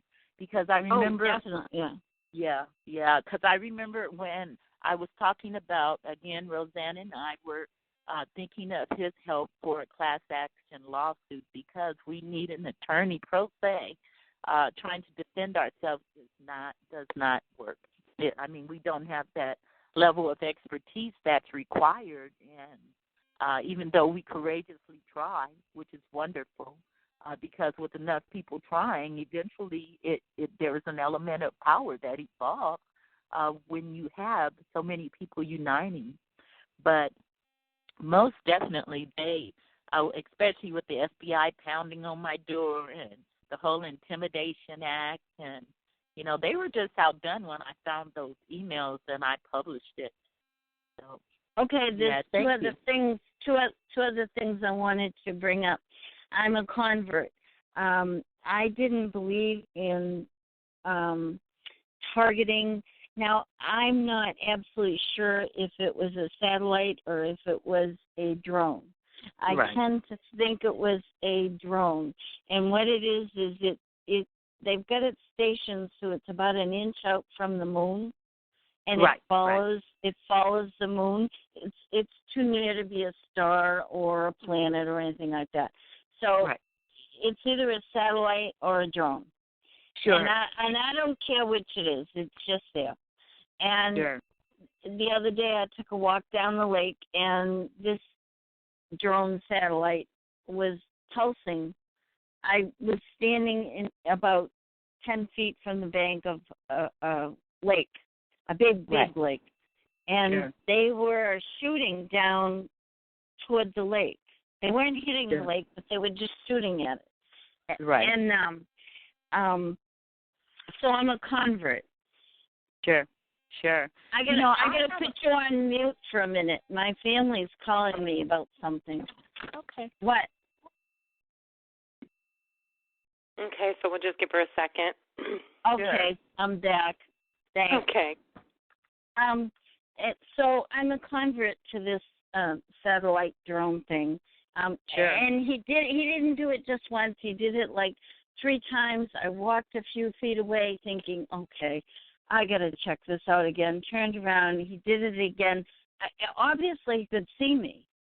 Right. Because he was reacting to my actions. It was really weird. And so I don't know if it's I'd say drone. Right. That's it. Yeah. Oh, absolutely. I have a personal drone that I can see it clearly at night. When I move, it moves. If I'm traveling, You have it goes you left. have a personal drone? Yeah, That's it funny. has my name on it. It has my name on it, obviously, because if I leave the house, you can see them clearly at night.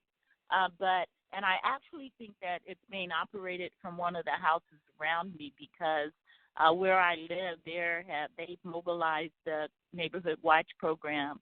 They go in and they tell them that this is an investigation that can go on for 20 or 30 years, when in reality they're beaming deadly microwaves into your home. They deteriorated 2 hips. I've had 2 hip replacements. When I was in the hospital, each time they were cooking me. This last time I just got out for 30 days. And what really helped was, again, I was able to direct them to Spencer's website, Bigger Than Snowden, and the doctors looked at that and they actually believed it, because there are a lot of people on there that are saying the same thing. But yeah, thank goodness, because they're all like in suits and they're all professionals, and I said long ago, nobody is going to believe this unless it hits everybody. And NSA, Snowden said NSA is going to profile everybody. Now that means everybody's going to be targeted. Yay. Sure. That's right. Absolutely. And you know what happened? The Total Information Awareness Program was a program that actually George Bush Jr. initiated when he was... No. You know who initiated that was Poindexter. He was the head of TIA. He's the one who suggested it to Bush to get his first name. What was his first name? What was Poindexter's first name? I forget. John Poindexter, that's what it was. And he's the one who initiated it.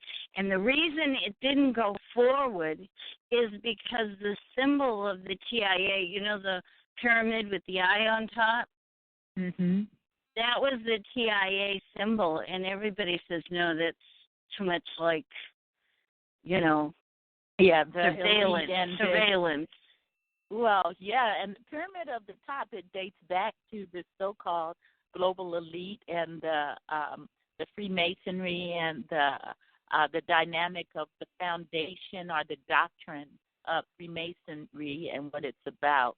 But I wanted to mention there is a report, and it's also on the website, and it's called Satellite Surveillance Domestic Issues. And let me just read briefly a little bit about the understanding. It's a congressional research report, and again, it's called Satellite Surveillance Domestic Issues. And let me see what section it's under. It's under the section on satellites. There is stationary satellites that are 77 called the Iridian system that is stationed, I can't say exactly, let's say 3 or 4 miles, and I hate to say that, but they're stationed close to the Earth, but they're stationary. So a lot of the tracking with the stationary satellite system, Iridian, some believe that is the foundation for the tracking and stuff of satellites, but our government has approved 30,000 drones for U.S. skies. Congress approved that by 2020, and a lot of them are already in flight. And if you look into the night sky, and this is going to become the norm, we're talking 30,000 drones legally in United States skies by 2020 after congressional approval. And the drones are equipped with cyber weapons. I mean, they can speak with you, they can beam, they're directed energy weapon equipped, because I would be driving from where I live to Los Angeles, and my legs are being cooked in the car because they want to make sure that I can't walk. That was their the only control that they felt that they can exert over me. And even after having surgery, they're still cooking my legs and then they would beam. And I can say that fearlessly. because I know this is not aliens, demons. These are people sitting in an advanced operations center that is proven fact. I mean, documented technology, the establishment of these centers. So, but let me just read a little bit about that. It says the development of satellite reconnaissance systems, which are spy satellites, is one of the major and enduring accomplishments of the U.S. intelligence community. Beginning in the Eisenhower administration, officials in the Department of the Defense and the Central Intelligence Agency developed remote sensing devices that would permit the gathering of accurate information on capabilities of potential enemies, which they have justified many targeted individuals bogusly as a potential enemy for revealing corruption. You don't have to be a doctor, lawyer, Indian chief, or writer, or anything. You can just be someone speaking up trying to save your life, and you literally can become an enemy because the whole thing is to keep people silent. They do not want known the horrors of what's actually happening today, and especially the capabilities of the technology. So it says satellite imagery undergirded U.S. strategic planning for a quarter century and a series of arms control agreements with the Soviet Union. In early years, the film canisters were returned to Earth and processed at ground stations for further dissemination. In the 70s, it became possible to forward data by electrical transmission directly to collecting agencies. The efforts of intelligence agencies are focused abroad, and satellite passes were optimized to gather information of areas of interest, mostly in Europe and Asia. At that time, satellites also passed over U.S. territories, and collection on domestic targets could be obtained free of charge. And that's because they're already in position. Military satellite reconnaissance or spy satellites are already in position. In addition, it was often necessary to undertake engineering passes by which technical specialists could compare imaging and data obtained directly from ground observation. Engineering passes detailed area photography of domestic sites, declassified documents published by the National Security Archive indicate that as early as 1968, consideration was being given to provide images captured by intelligence satellites to civilian agencies on issues such as hydrology and blah, blah, blah, blah, blah. But essentially, real-time surveillance, what I've noticed is that the technology progresses. They could have relied on satellites heavily, but then drones are what they're using today. It has stepped up to the plate as the primary method with 30,000 in U.S. skies, and these drones also have the capability, because the TI, total information, the objective was to upload biometric signatures of every United States human, every United States person within the U.S., but also across the world, like in other countries where we're having, conflict. That is, it's called, not malintent, but I forget the name offhand. So the Total Information Program was to set the stage with uploading of our biometric signatures, and then it was set supposedly, as they always tell us, that it was stopped due to ACLU outrage and the public becoming aware. But however, what people don't know is that anybody that may have been left out, the drones have the capability for zeroing in on a target and uploading their biometric signature as well. And I do think that that's on, I can't find the link right now, but I believe, I was actually looking for it the other day before I got sidetracked on the website. So.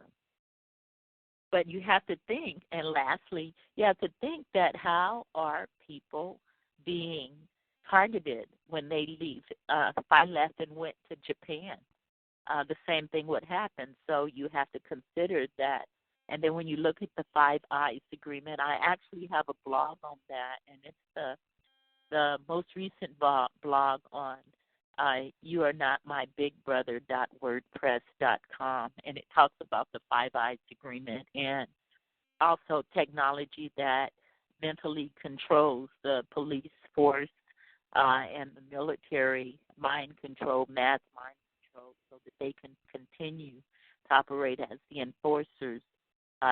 So an individual, the activist in Britain, reported for this the dynamic of goals today.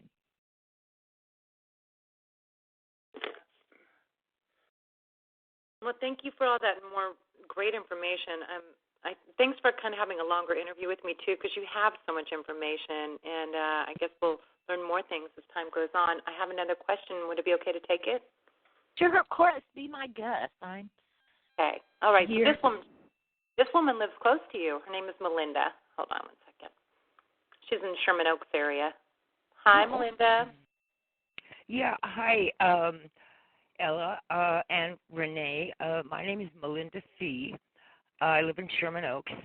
And Marvin May did mention my name in his letter at the very bottom. I've never met the man and had never heard of him. But he mentioned my name along with Stephen Shellen, who is also an actor, and one or two others I've forgotten. Do you know anything about that, or I never received a package or had any communication with him at all? Huh. Well, the news media did document that they confiscated 10 packages. I'm not sure if Roseanne is still on the line, but, yeah, they did document that they confiscated the 10 packages that he sent out. So, maybe he referenced you. I'd have to pull up the letter. Yeah. But the letter is on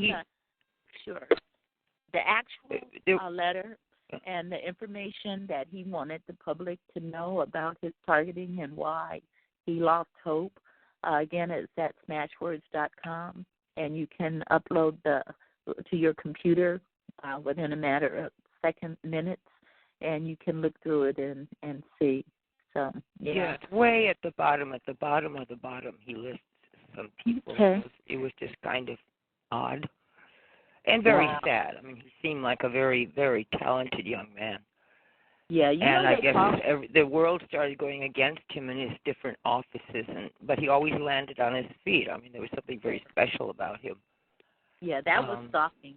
They they tried to say that he was on drugs and so forth, or that he had mental issues from attention deficit disorder. And the attention deficit disorder, there has been a connection made through targeting for radio frequency manipulation. One of, James O'Becker, so much information it's called The Body Electric, and the last name of the author is Becker. And one of the very first original book covers on the back matter, when you turn it over, it says that frequency manipulation can cure attention deficit disorder. So you have to think, if it can cure it, then it definitely can create it as well. Of course, nobody's going to say that. No one's going to say that. Well, I have that. I was I know, and always I think that, very active as a kid and dyslexic and hard of hearing until I was 9, spoke baby talk and couldn't write very well and couldn't read. Now, I also have read that a lot of very, very famous artistic people have these syndromes of dyslexia and hyperactivity and everything, and there's just something in the brain that's firing a different way, not necessarily the negative way. It's just not the norm, so teachers don't know how to teach or didn't. Now, this is back in the 40s, so I was in that little circle in the back. Couldn't read, well, first, second, and third grade.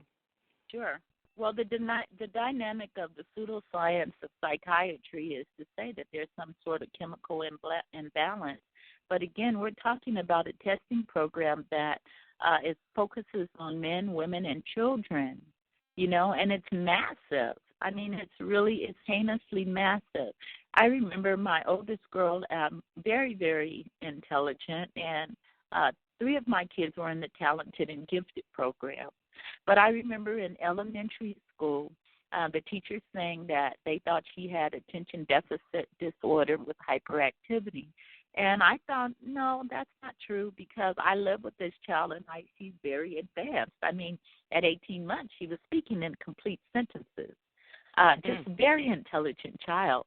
So my mother-in-law, ex-mother-in-law at the time, was keeping foster kids. And, of course, these kids are heavily medicated. So she was telling me, Renee, well, maybe you should try it. And I'm like, no, there's nothing wrong with her. Like, no. Yeah, no, Good for you. I'm not going to do that. There's nothing wrong with her. I live with her. I'm her mother. I can clearly see that she's a very bright child who probably is not being stimulated in the traditional setting of the structured education that has not advanced to accommodate children that are, are exceptional. I mean, I don't want to say exceptional, but are more advanced than the outdated educational structured system. So they also see different things in the universe also. They don't look at the straight line, they see it, the other side of the line, and that's an interesting concept that they're finding also. And yesterday they had, or day before, the March for Science. Now, I was just reading on the horrible dangers of technocracy, and they get everybody in this country to think, yes, we have to think science for everything. It'll be a total disaster. And if you read up on the technocracy and how it's going to take over, it's very scary. So when I see science for now, and I get a little worried. Oh, definitely. The objective is to derail us from spiritual advancement. Mm-hmm. And within spiritual advancement is when our eyes are open and we become awake. And we can see clearly, and the greatest goal on this earth should be spiritual advancement, but it's focused on materialism. We're programmed to think when the greatest value of your soul and the most rewarding through this journey is spiritual advancement. So some would argue that what's happening today is to stifle evolutionary process of humanity, which always moves us forward and advances our consciousness and awareness. So that's why when Ella mentioned earlier that, some of us, we're blessed to have our eyes open to the truth, because being who I am, had I realized the negativity in my life, when I look back even after my divorce, I'm wondering, where did that thought even come from? Because I have no history of any involvement. But, I'll still say it's a human. We don't know how to handle things that briefly until we go through the experience and we grow and we learn and we evolve. In that respect, all things work together for good, and it becomes what it's supposed to be, a blessing in your life of wisdom that you can pass on and you can help other people. But, yeah, you're absolutely right. As I think that those that have been studying in these ancient Egyptian mystery schools, and which is a doctrine of Hiram Abiff and ancient Egypt pyramid building, the secret of how it was done, and King Solomon, and all of that is the doctrine of the steps that they start initially that takes them to the 33rd degree of Freemasonry, and some believe that there are higher degrees, but I know that publicized is the highest degree of 33rd degree of Freemasonry, and it is founded on that. So. Yeah, I heard Walt Disney was 67th degree. Yeah, and then he was also one of the so-called elite families that are like the Rothschilds, Walt Disney, and the others, the 12 or 13, are supposed to be the actual puppet master at the top of this pyramid that's aggressing this globalization, New World Order, and so forth. So yeah, and I went to school with a lot of those kids. Sharon Disney went to my high school. Is that right? Yeah. Oh, when I think about it, I could name names to you, and you would know them immediately.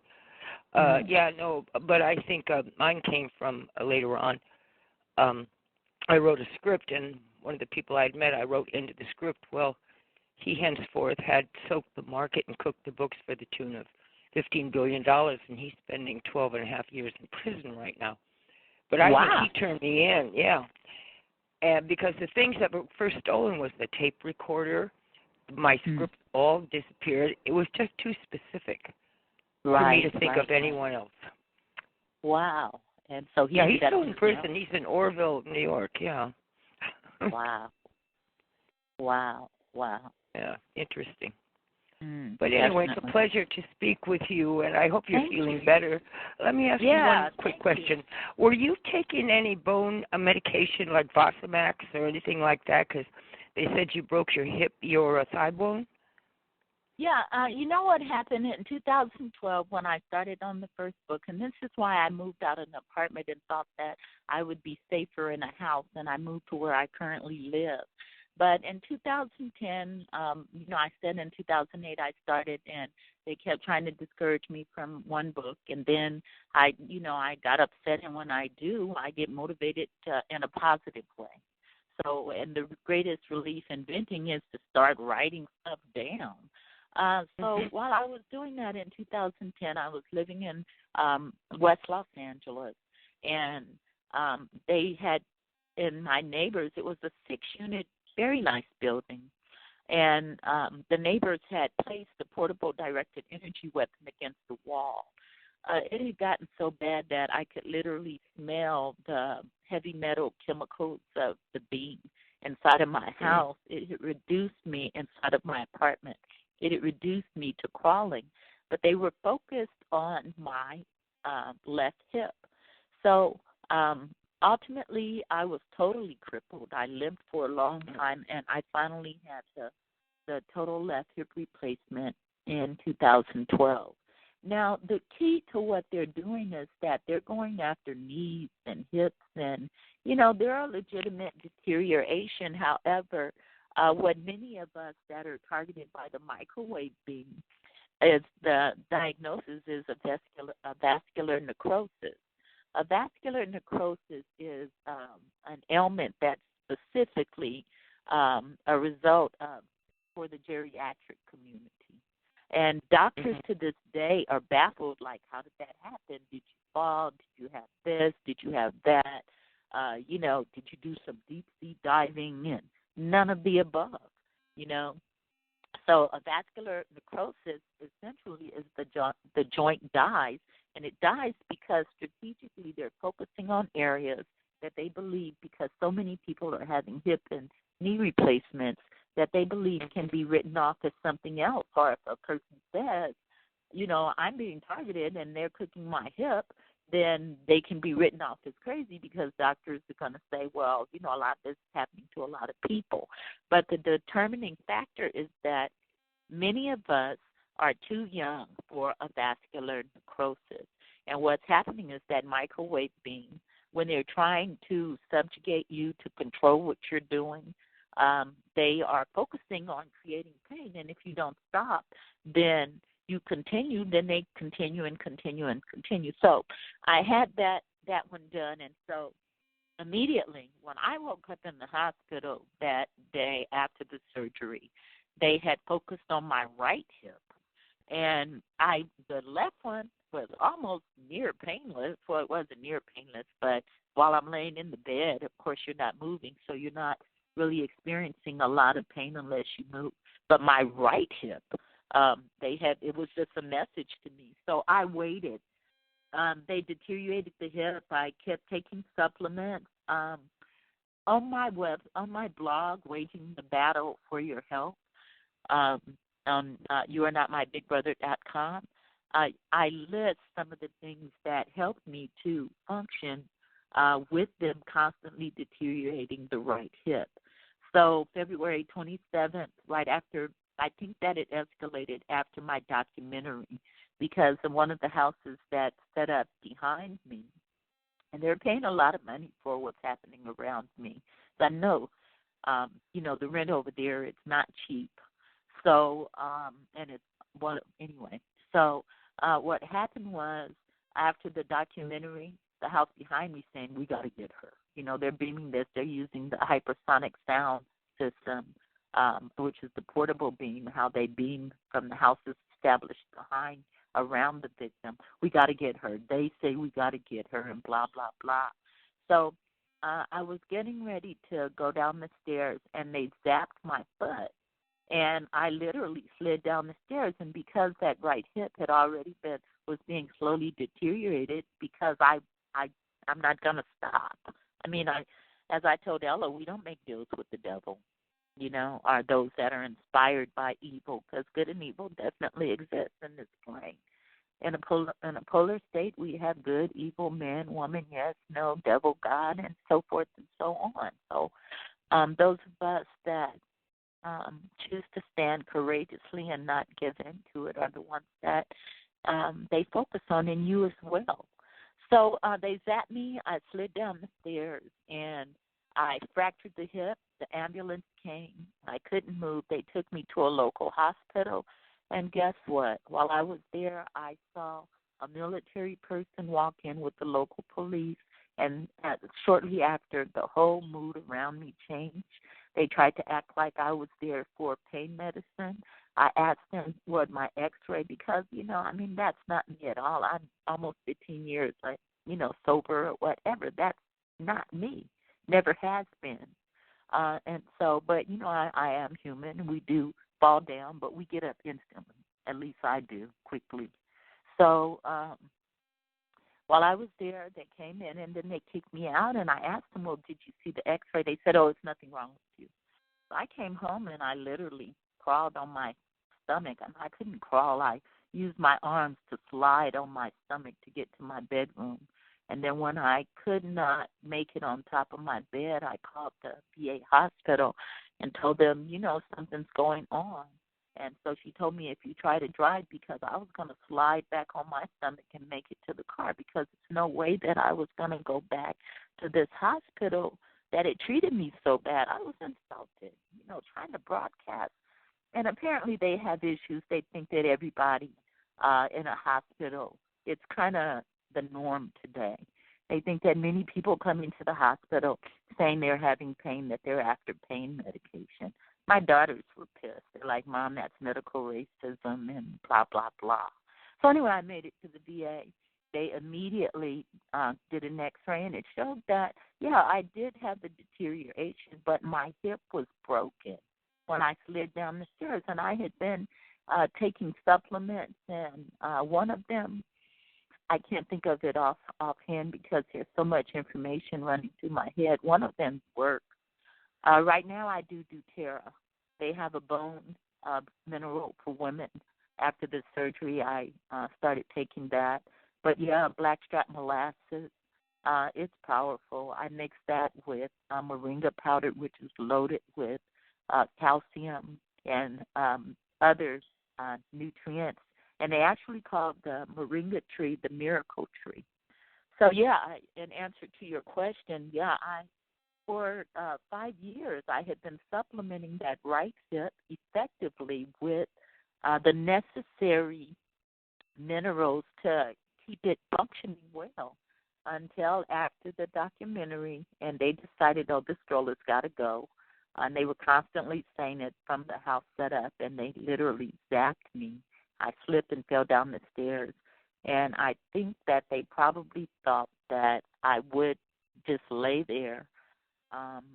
And I didn't. I had no choice but to, you know, use the spirit that God gave me to try to fight back. So. Well, that's beautiful. And thanks for, offering some of your nutritional, the things you've done to help yourself and keep your health going, because I know that a lot of us take such a physical beating, not just emotionally, just everything, and our health is so deteriorated. So I appreciate it. You know what book I read that I really like, and I had her as a guest? Zap. Who? What is it? Oh, we have a bit of an accent. It is a book. Hold on, let's see if I can look. So what I'm going to do is mute the room. I guess I don't have to. It cleared itself up. It's a book by Anne Louise Gittleman, and it's about trying to keep your body strong and helping your body recover from all the EMF.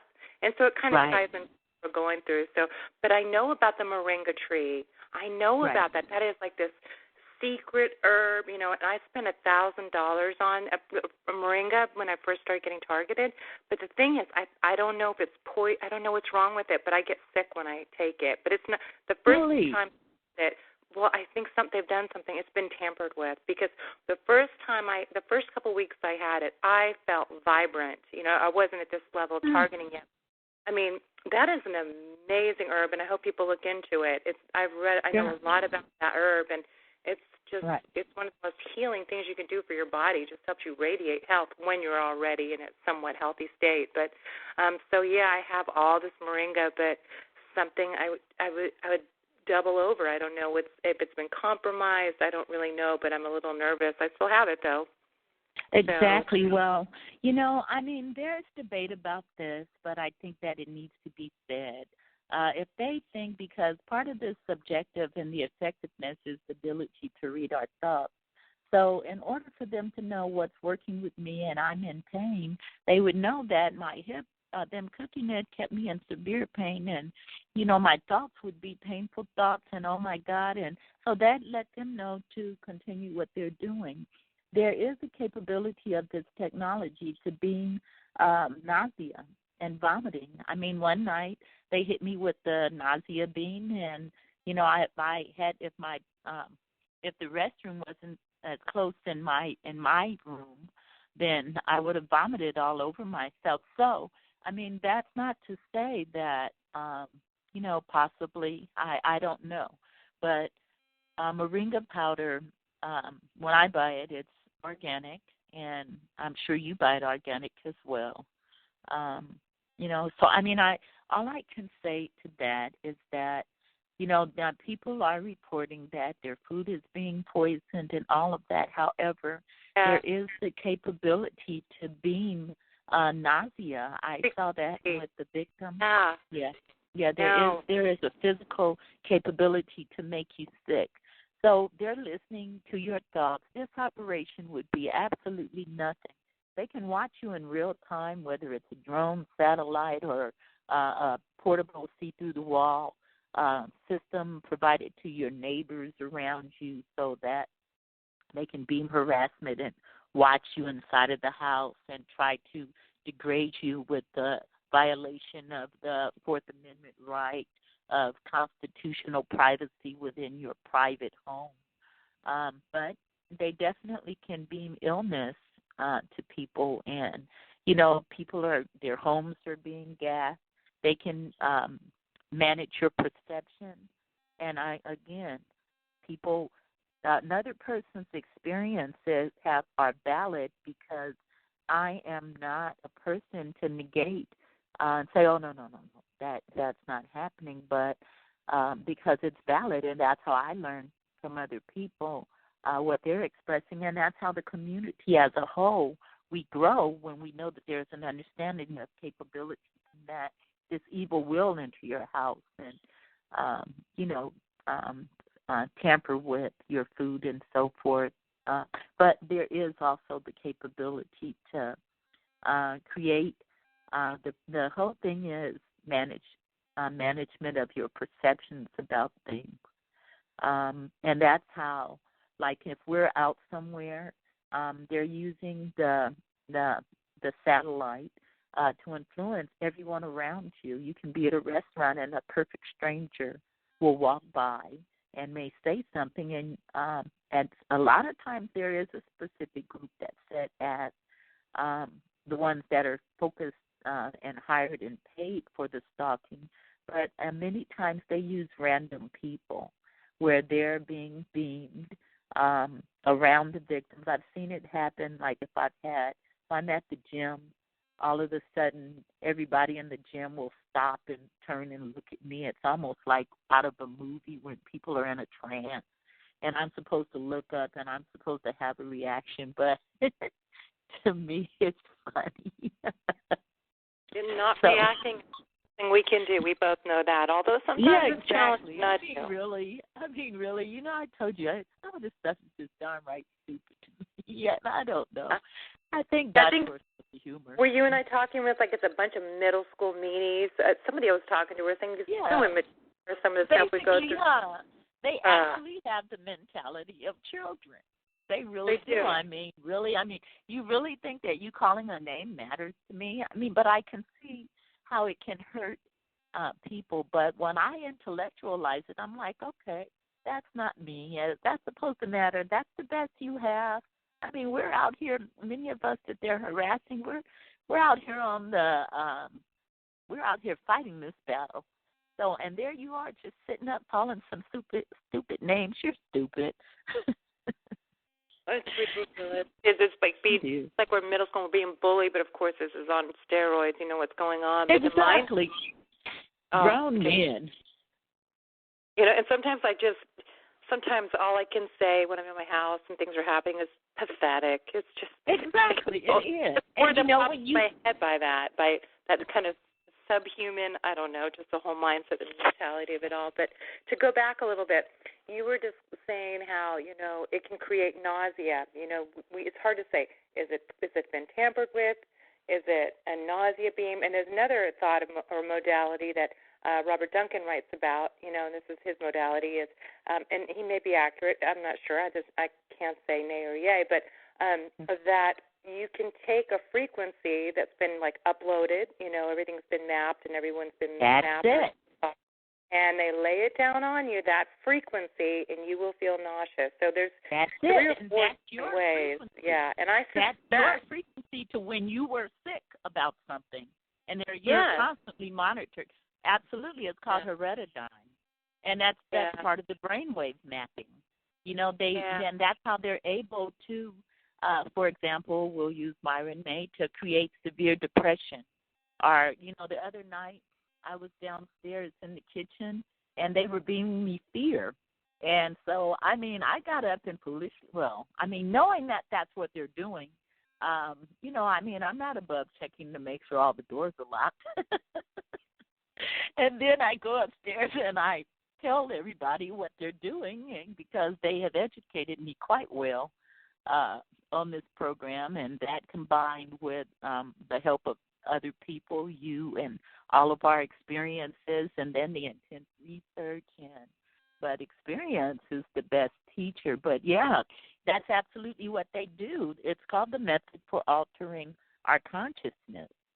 And that is one of the major patents that right up there on the top of the list with mind reading and directed energy weapons and altering your consciousness. And that's how they can create mass shooters and so forth. And, again, I have a detailed list on the website of the official patents that are definitely not sitting on the shelf in the military-industrial complex collecting dust. Again, many people don't like the thought of testing, but again, as these technologies, and it is subjugation, but as these technologies continue to advance, they need to ensure that the capabilities, because we're advancing right along with it, the human consciousness, the human awareness. So, this is a race for control of our mental, our conscious, our subconscious, and psychological operations and psychological warfare. And that's what the whole thing is about. You have people that want to ultimately control, and it's the little guys that, that are doing the dirty work, but many of them enjoy it. Imagine to be able to sit back and remote control the whole room. Can you imagine with some that really are empty in some way, how that would be fulfilling and rewarding? And when you compare that to people on this planet that are actually doing wonderful, beautiful things to advance the human race for good. Absolutely. Okay, so I have another question in Rhode Island. Are you ready for another question? Sure. Okay. Hi, Rhode Island. You're on the air with Renee. Do you have a question for her? Yes, sorry. I have a question about if they're using V2K or any other synthetic telepathy, and if you believe that it's government or the military that's doing it, are they recording the type of weapons that they're using on you daily and the hits and everything like that? Is there actually a record that could be used in court? If it is, we won't have, there is no way on this earth that we'll have any type of access to it, because the whole thing is cover up. And that's why all of us, that's what our whole exposure effort is about. And that's why great effort is put into to the point of torturing us within an inch of our lives and destroying our health and slow kill operations. If that information, you would have to be a high-level official that, turn activist or whistleblower that would have had access and knowledge to some type of record like that existing. That would not be available to regular people like you or I. So it would have to be some sort of, no, not to you or I mean legal, like a legal precedent, so lawyers or human rights organizations or people in the Army or, people in the military that have knowledge of this type of torture? Sure. Well, David Boyd is ex-military, and, he has knowledge of it, but he's a targeted victim as well. I mean, he's in the same position that many of us are, experiencing the targeting at its fullest extent.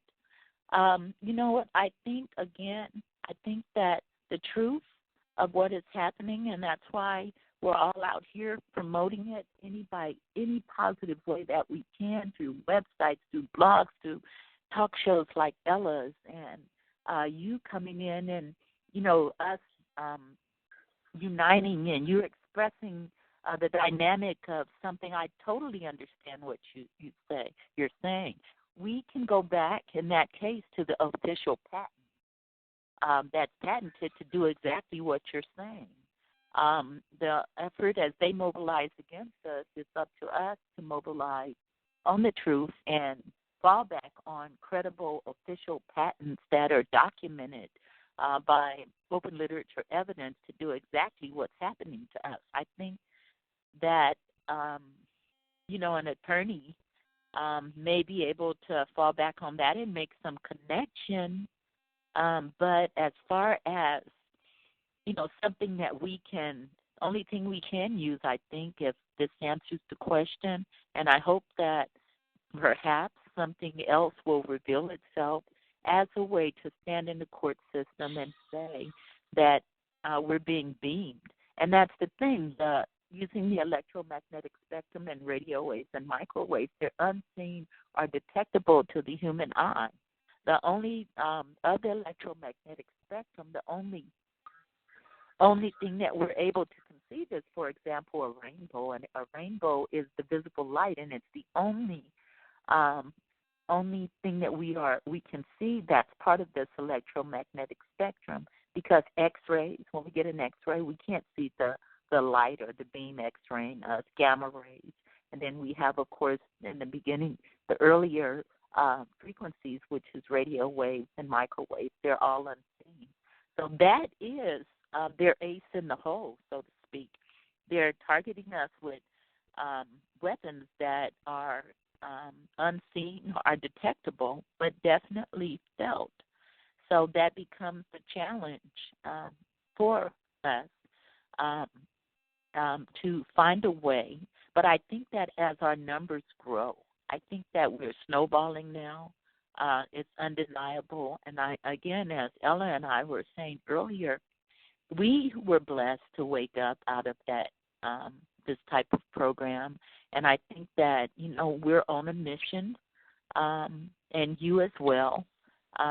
When you even mentioned that and hope for being able to come before a court system and show some proof. Right now, the only thing we have are the patents and the words of thousands and growing numbers of people that this is happening. Right. I think that I think that's a lot of proof. The patents, like I live a couple miles from C Corp, who got an $800 million contract for RF radio frequency. I live in Newport, Rhode Island, by the Naval War College. I mean, so there isn't. So the patents. So I understand that the patents are all out there, so people know. But and then there, I haven't looked at it yet. But Maine and Massachusetts actually have laws against these weapons. So they obviously exist. Now, in your opinion, as far as I mean, if the military or Lockheed or Raytheon are making all these weapons, there has to be a way to shield these weapons against themselves, and also there must be a way of detecting them, like through medical tests. So, but I guess that's if you just want to comment on that, and also with the new president. What do you think about his stance on this? Or, I mean, we do have a new change in regime, so or whatever. So, well, I am.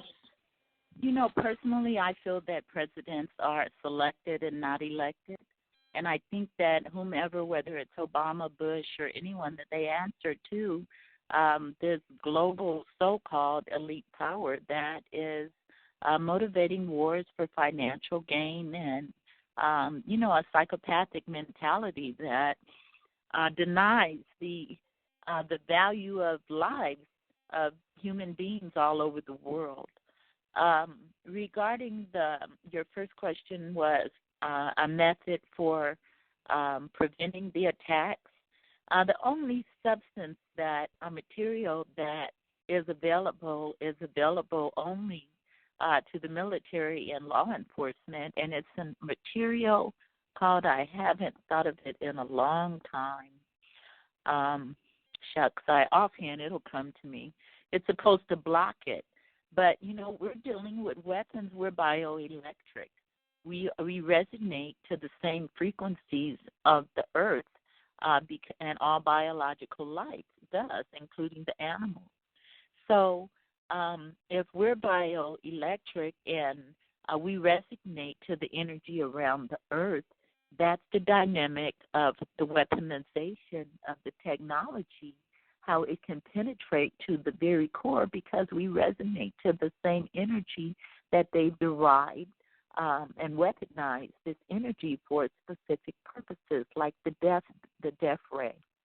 Nikola Tesla called the death ray, and even Jesse Ventura did, and it's on my website. He did a show on it, conspiracy theory, and so forth. But we're talking about weapons that are compatible with the human bioelectric body. So, I mean, individually, does it have to, like when my body would, if they didn't, does the brain mapping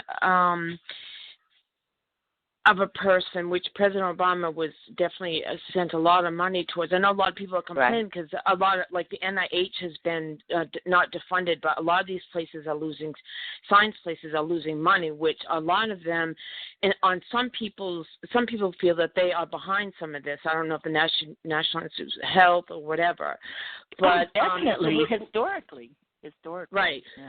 So, and he's defunding. Well, I know he's building up our military, but he is taking money away from these people, and that's kind of like a Republican kind of change. But is my biomap? Don't they have to brain map me first, or do you and I have the same? I like to use the same thing on two people. Is that correct when you say they're using biometrics? Yeah. Like Dr. Duncan has suggested that they're using a biometrics. Someone I've read, some doctors believe there are ways to control your biological functions by biometrics. Don't they have to brain map you first? They do, or don't? They do.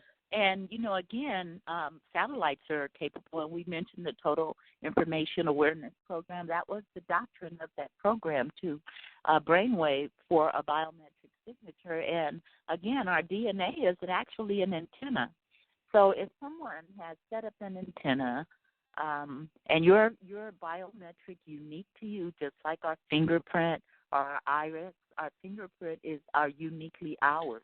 And that, when you think of biometrics, you know that our DNA, our iris, our gait, these are all unique, uniquely our biometric signature. But the technology is that it is compatible with the uniqueness of every biological signature. And that's because it is the electromagnetic magnetism around the Earth and the weaponization of radioactive microwaves. Sorry about that. They do that a lot. I noticed. I was trying to keep going on that one, but I was waiting for them to do it again. I'm like, oh, they're going to come back in a minute. Okay, what I'm going to do is I'm going to mute the room, and then I see you're right there. Hopefully I'm going to unmute the right California in the middle. We have a lot of Californians on. Okay, hold on 1 second. Okay.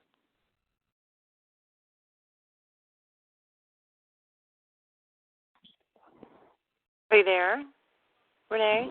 Yes. Okay, good. Okay, so this should improve the situation. So to go back a little bit, I know we mentioned Freemasons, and there was a question in the chat. There was a couple. So in your opinion, what connection, if any, do the Freemasons have in this, in our program? And I'm not sure if you buy into that the politicians are part of it, or what your opinion is on that. So. Well, I mean, I think that if you look at the patents at technology approval, you'll see that at a higher level, research activity has been approved for the military and law enforcement. When we think of Congress approving 30,000 drones in U.S. skies, with many of them already deployed by 2020, that at a higher level, and then when you make the connection of people all over the world experiencing identical, almost as if it's a standard operating procedure in the targeting, the mobilization, the community stalking and stuff.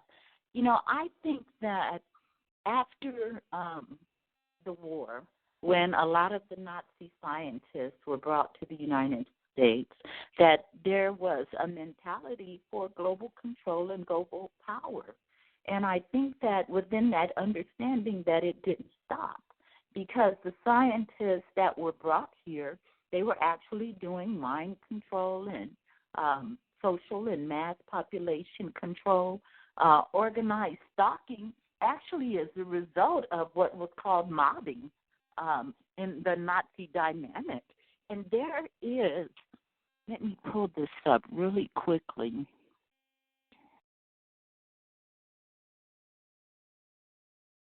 Okay. The Reichstag, and I'm not sure if it's REICHSTAG, which was the Enabling Act.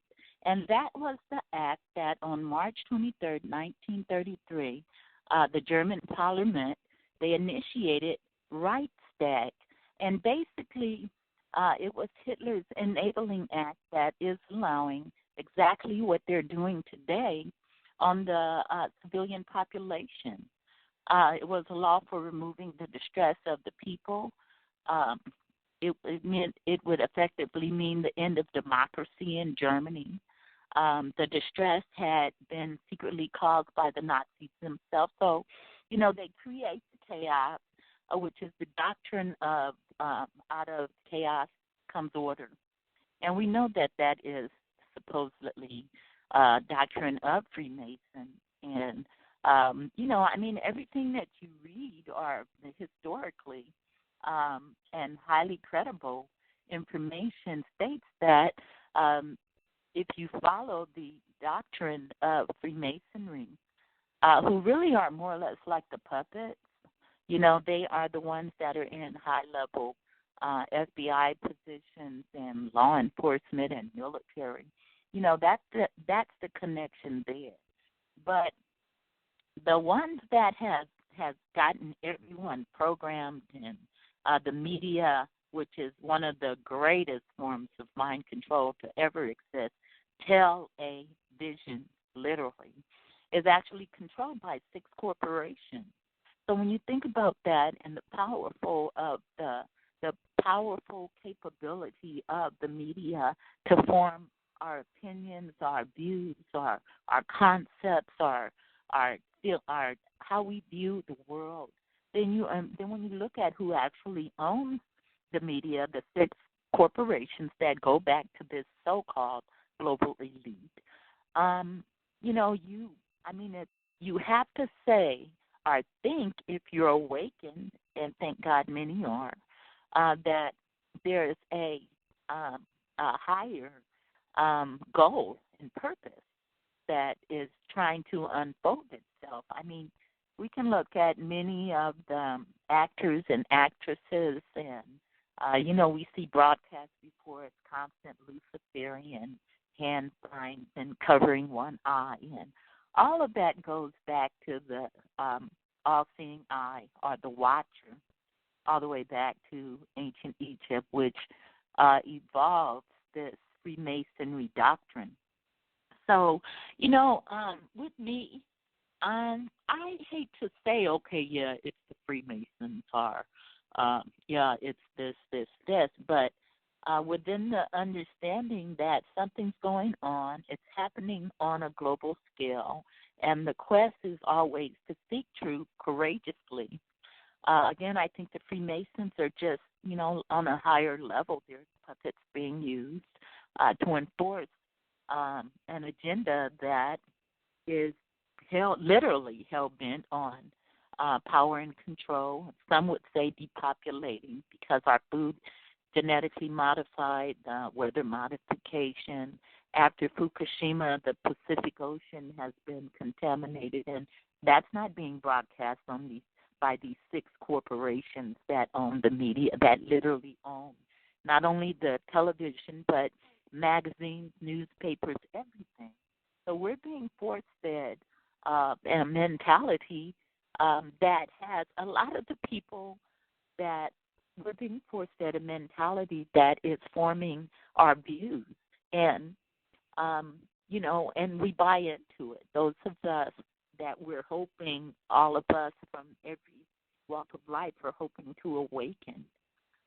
So the Freemasons, I think that many people have been programmed into a reality, and I think that they believe that what they're doing is right. And, when you talk about the military and everything, and the targeting and people unleashing such cruelty on other human beings, what the deciding factor is that many of them actually think that it's right what they're doing.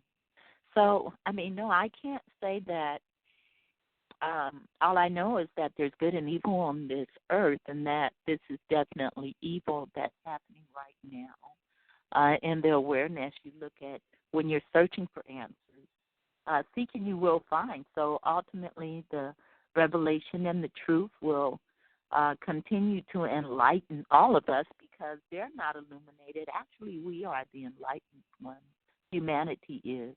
And I think that the wool has been pulled over our eyes since almost the beginning of civilization by specific groups that declare themselves illuminated, and that's based on metaphysical practices like the occult, which means hidden knowledge, astrology, numerology, and various concepts that are universal dynamics of around this earth, the energy and connecting the energy and the oneness of us all connected through our biological resonance as the human race with this earth. But, my thing is that we're winning. We're going to win this. Again, the reason I do what I do, and many of us do, is because we fully recognize I have yet in my life to see evil more powerful than good, and that's my reality. So when you ask what my perception is or versus what another person's is, my perception is based on my reality, and my reality is created, as with every human being, by the most powerful thing that they want to control are our thoughts. So I hope that kind of answers that. I can't help you. Yeah, thank you for that. It was very informational as well. And I know we're in the Q&A part of the interview, but I have another question because activism is so very important to me. If you approach a non-TI, how would you bring this topic up, and what would you say, or does it vary from person to person? Well, that is one of the things that I mentioned Eleanor White earlier, and one of the things that she promoted many years ago is that there's a tactic and a strategy that you have to do. You can't just walk up to people. I found in my targeting, let me say this, that because I'm targeted, when I tell people, they're beaming them that I'm crazy. In fact, one time years ago when this first started happening, I was actually on the West Los Angeles VA homeless, and I was telling someone while I was trying to look for a place to live what was happening, and overhead I could hear a faint voice saying, she's crazy, she's crazy. So, they were beaming from their operations center. She's crazy, she's crazy. So a lot of times when we try to talk with our family, when we're targeted, the nature of this technology is it can resonate to everyone. It's created for individuals, groups, communities, and large populations. A whole community can be manipulated and influenced or beamed a certain thought or to take a certain action. You can see that with the creation of even rioting.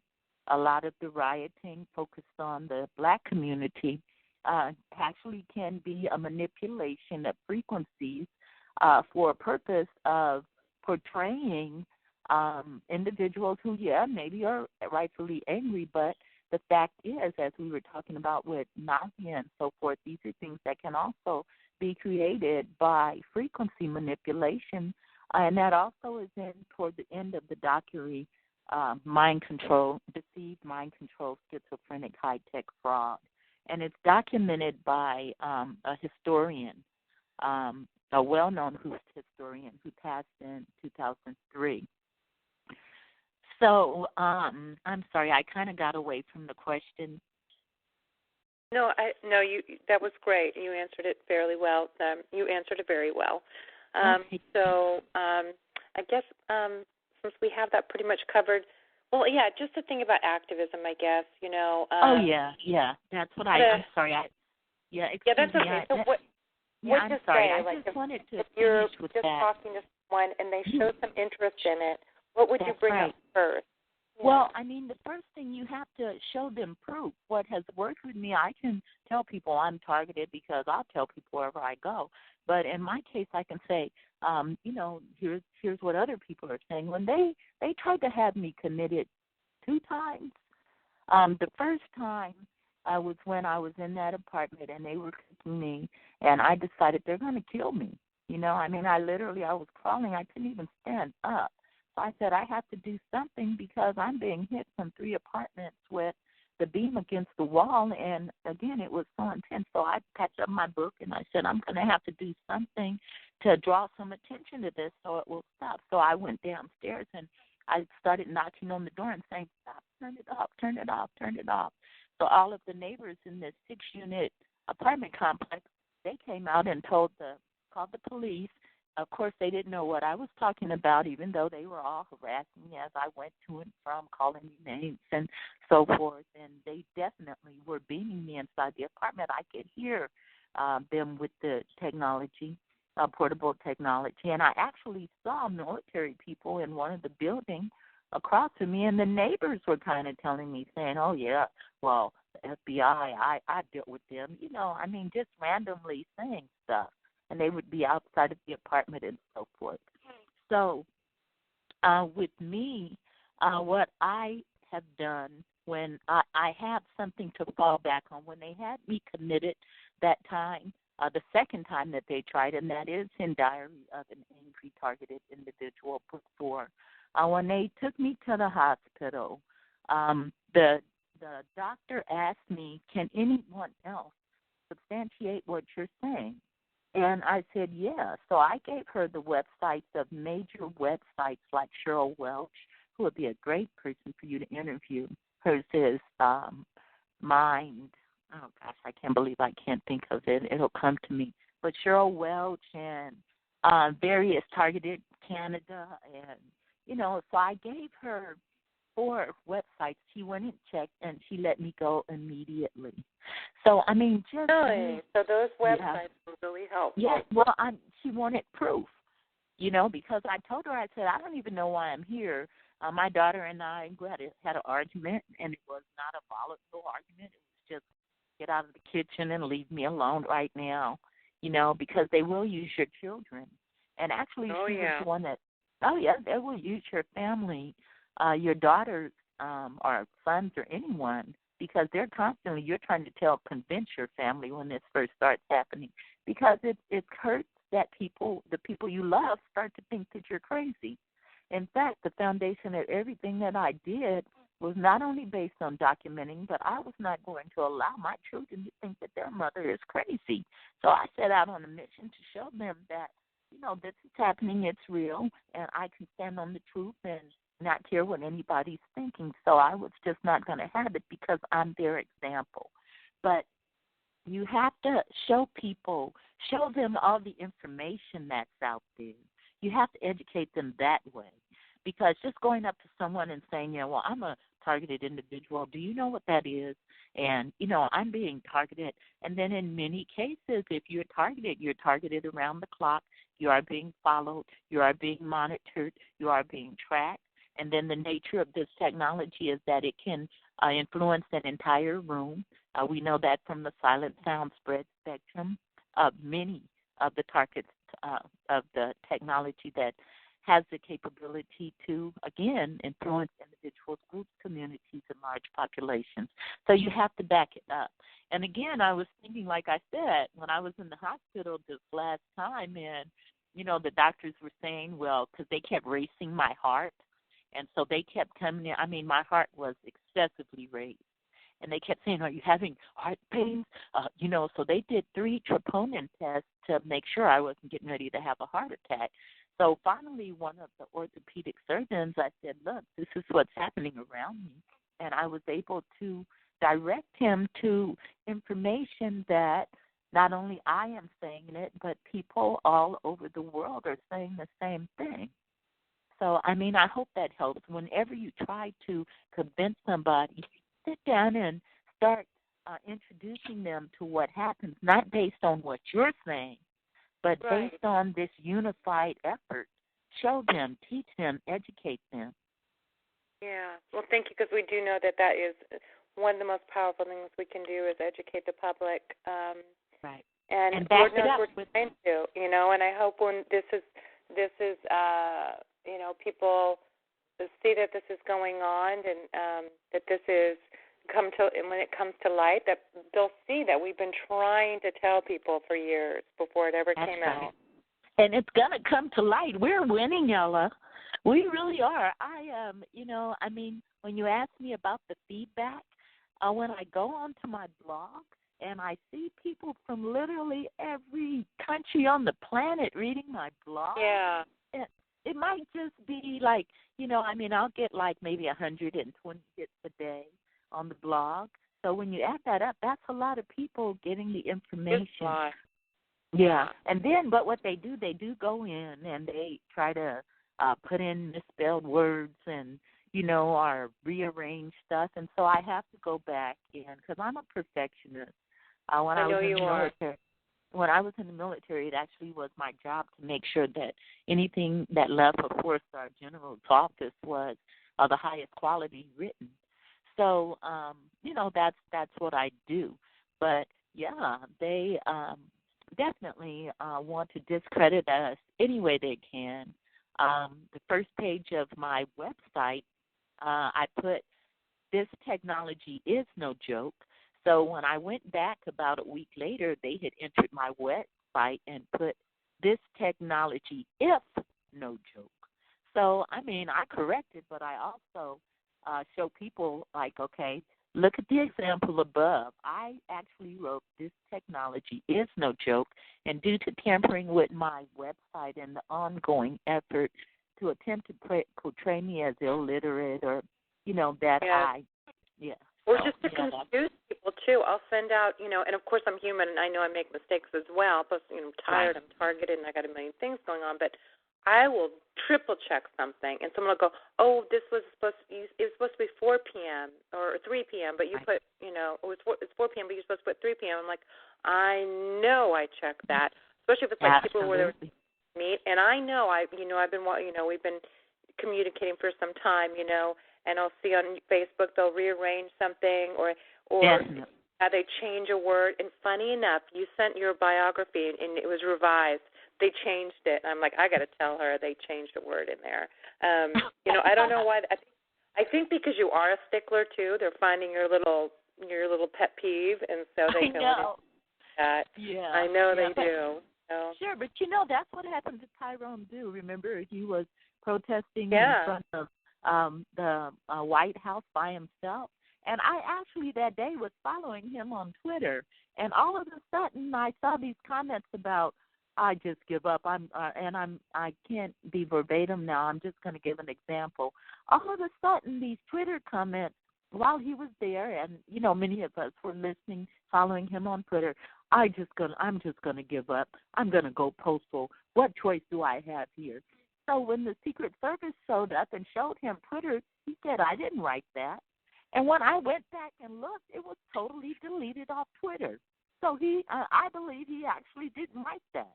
I think that they were, because they access our computers, of course, our phones, our text messages, any images that we take of, whatever on our iPhones or smartphones, all of that. They access everything. In the background of our phones, calls, conversations with me, death threats, we're going to get her, blah, blah, whatever. And I say that humbly.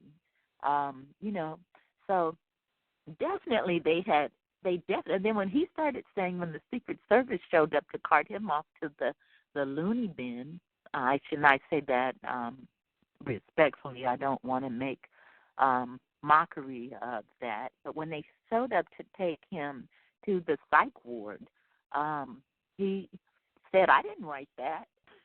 And I 100% believe him, because when I saw that, I'm like, why would he say that? That is something that can get you in trouble. You're in front of there saying, "I've lost hope, I give up, I just need to do something," and I'm kind of, it's not verbatim what he was saying, but it was similar to that. "I just need to go postal," or, something of that nature. And then, they manipulate Twitter, Facebook, my blog, but I go back and I correct as much as I can. But I think the gist of the information is important, and I think people get it. And then I do make it a point to go back and make the corrections. Right, yeah. I got a question here, and I know that you have a lot of respect for Gloria Naylor. We were both really sad, and I think we wrote posts about her. Did you know her personally? Was a question in the chat room from Klinger. No, I didn't. She, again, was one of the first books that when I went on my quest to understand her, writing a book about it, and her being involved. I think it was her a relative that worked at the NSA, and it kind of trickled down to her, and her having the courage to write about what was happening to her. She's one of the people that, in the early stages of understanding this program, when you start to research and research and research, she's one of the people that confirm the reality, and it's a blessing. It really is. When you're lost and you don't understand that this is a technological capability and that it has been going on for generations and generations and generations, that no one is exempt. And when you start seeing the surreal things happening in your life, and then you come across Gaynor, Gloria, and other people, and I'm just grateful. No, but I didn't know her personally. Yeah, when I reached out to you, I found information about her, and then she died shortly, before I even had a chance. I'd called some work members, I emailed her, I sent her a letter, but then I found out she was actually in the Caribbean or someplace like that, and it was so heartbreaking. I just had nothing but immense respect for her. So, but you know what? Go ahead. Renee? Yes. Hi, Hold this on, is James. Oh. James, let us finish real quick what you were going to say. Go ahead. Oh, but let me see, what was that? We're talking about Gloria Naylor. Yeah. But I was going to say that she didn't make it for I'm sure many of us suspect it has something to do with targeting, but we'll just fight for her. Everyone that's here will just keep fighting, and when someone is no longer with us or has moved on or whatever the case may be, we have to pick it up and fight for them as well. So yeah, and now I remember what I was getting ready to say. One thing is certain, no one has ever been let out of this program. So if she wrote that book, I think it was 1996. When she wrote that book, you can be assured she may have been continually targeted. But kind of, because she was one of the first that went through the mental illness tag discrediting, which has been around for a long, long, long, long time. But she was one of the first that went through that, and that's devastating. That's what actually got Myron May when they start to label you, and you're a highly functioning, capable person that, everything about your life reveals that you are progressive and, again, functioning normally. Then all of a sudden, this starts happening, and your life is being destroyed. And when you speak out, the cruelty is that you're labeled as mentally ill. You become a joke in your life. Nothing. It's just cruel. It's just cruel. Yeah. Well, James, I unmuted James Lico. I know he has a question for you. Sorry, James. I just wanted her to be able to finish her thought. Go ahead. Hey, James. Hi, James. Yes, hi, Renee. I'm very glad to talk to you. Thank you.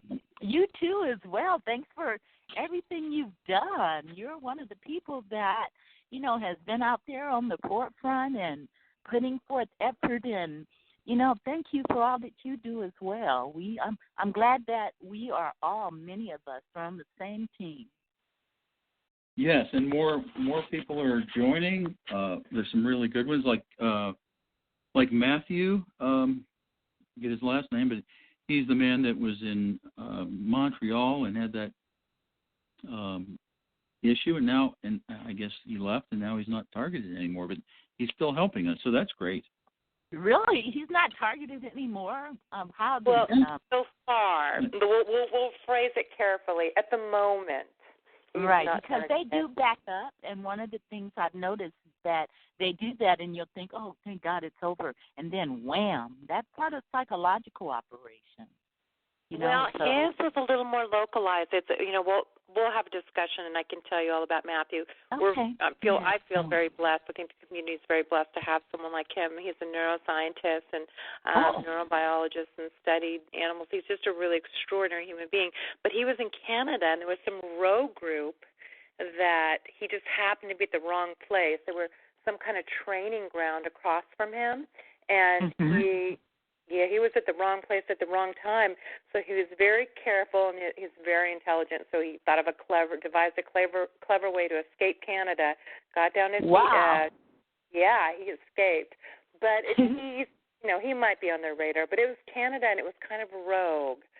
So I'm not sure how it works up there in Canada. But so for the time being, he's free. Yeah, awesome. He's enjoying it. Awesome. Now, when I hear that people are escaping, then I attributed that to the information, and they are understanding that people are believing that this is true. Because in my community, whenever I house that's focused on me, whenever I publicize it, it automatically stops. So I think that ultimately the way to get this program, exposure is our greatest weapon, and it's mobilizing. We have 330 million people to reach. So, we have a task before us. We need the majority on our side. Yeah. Yeah. anyway, so back to asking this question. Do you know George Webb? W-E-B-B-V? From where? Okay. Well, he was on Ella's show about a month ago, and he was talking.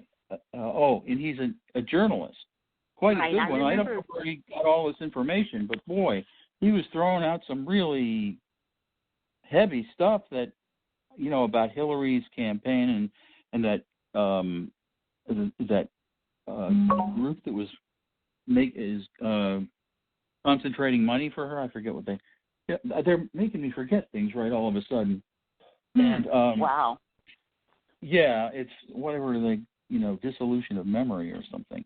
But anyway, he's a journalist, and he was on Ella's show, and he was talking about the directed energy weapons and different things, and he was saying that the people doing this are let me just say it because otherwise I'll forget. So he was saying the people doing this are training for an insurrection, like a takeover, like a government takeover.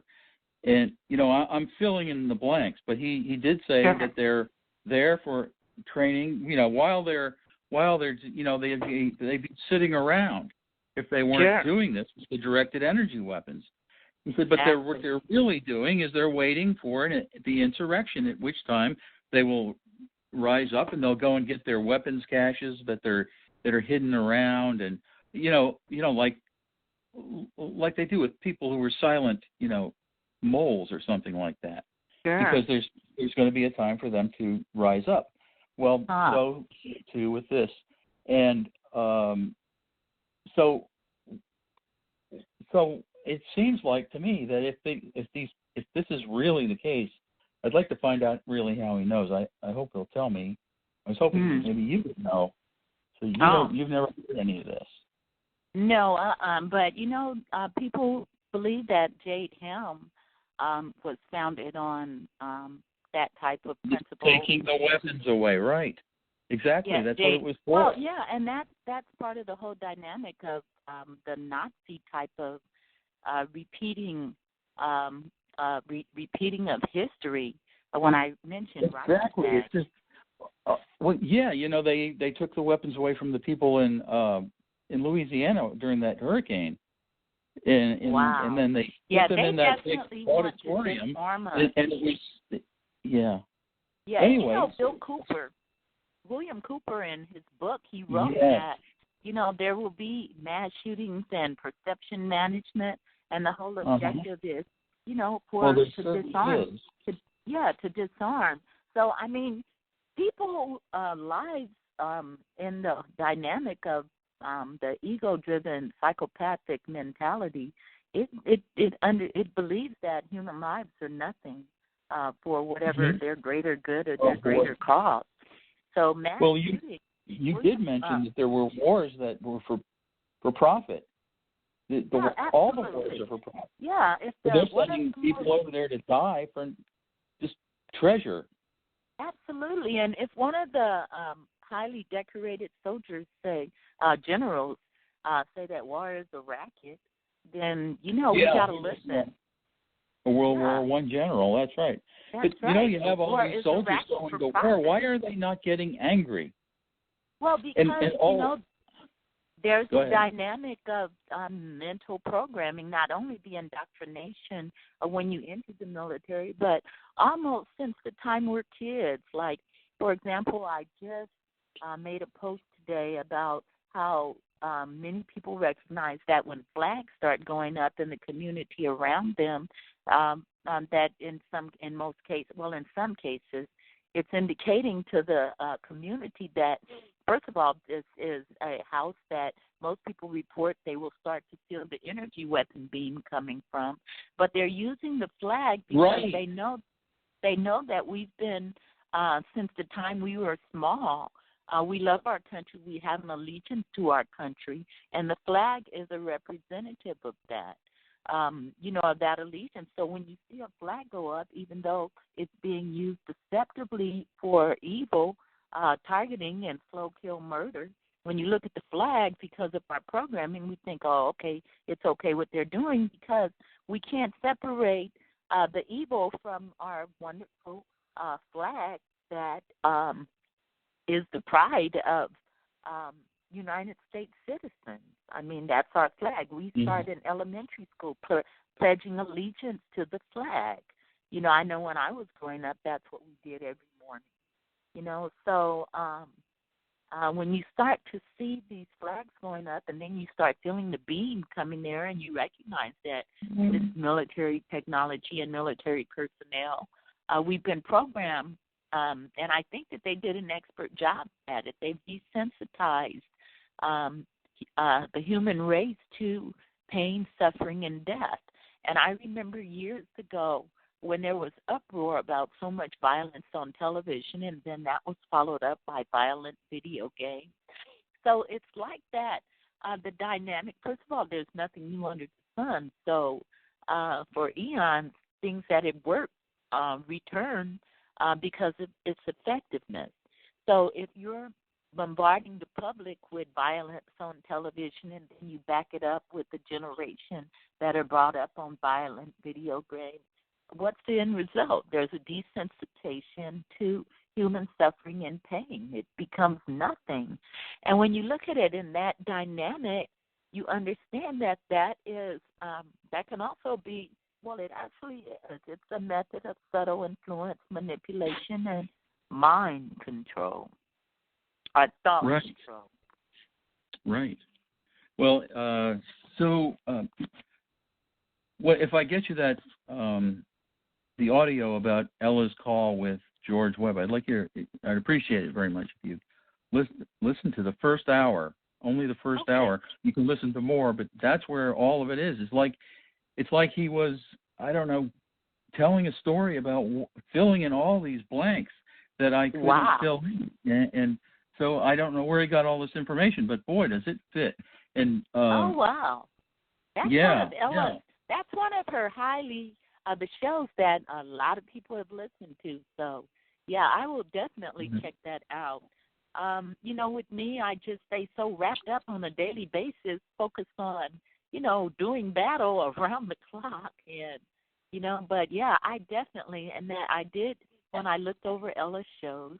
And she's had a lot of wonderful guests, and I'm grateful. I actually, as I told Ella, she's a natural for this job. I mean, her calm demeanor is just really. I mean, she's in her genre. Thanks. Yeah, I told you that before. When I first met you, I'm like, oh wow, you're awesome. You're awesome at this. It's so cool, calm and collected.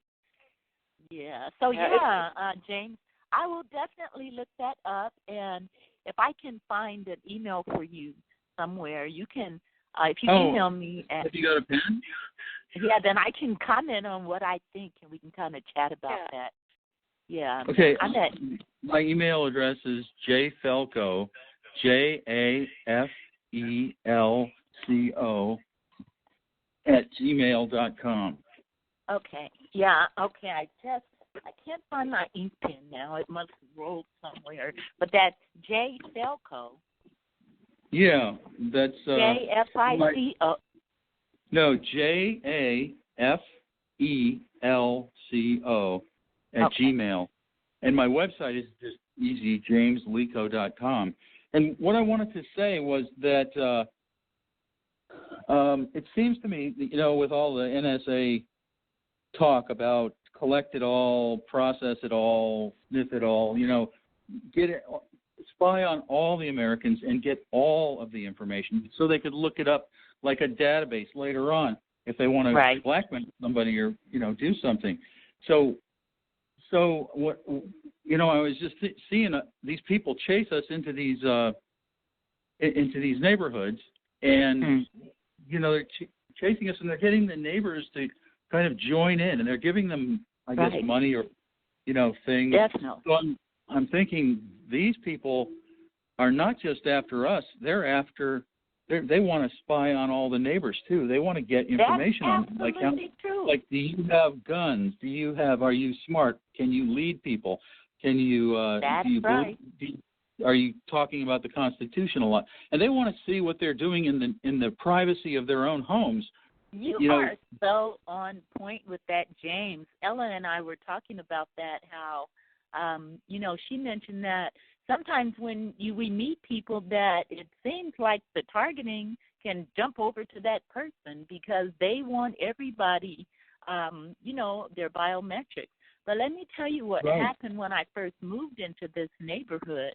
When I first moved in, of course, they already alert the community in advance that you're coming. So when I, after I had,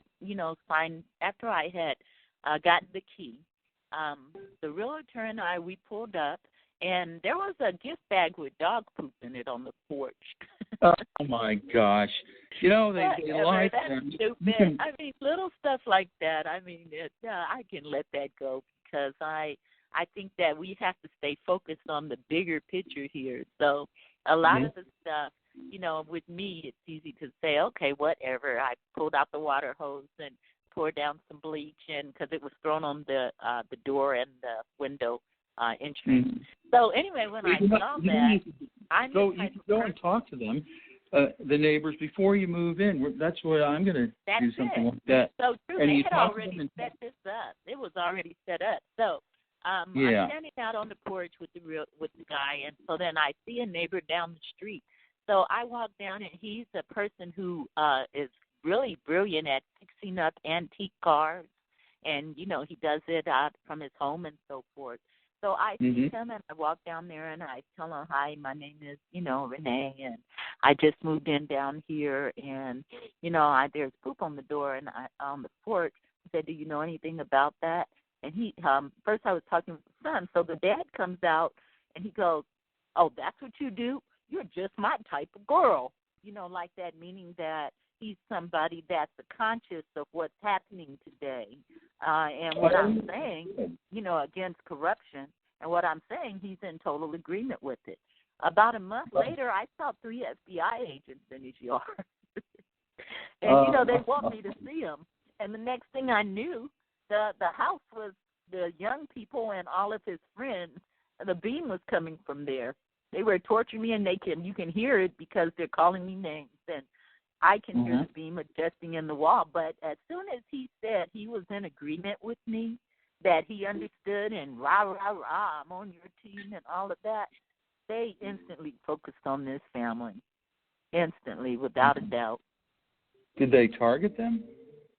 I think that what they do is they come in and everybody, because they're testing control, so it doesn't necessarily have to be on them as the original targeted individual, but they want to control people.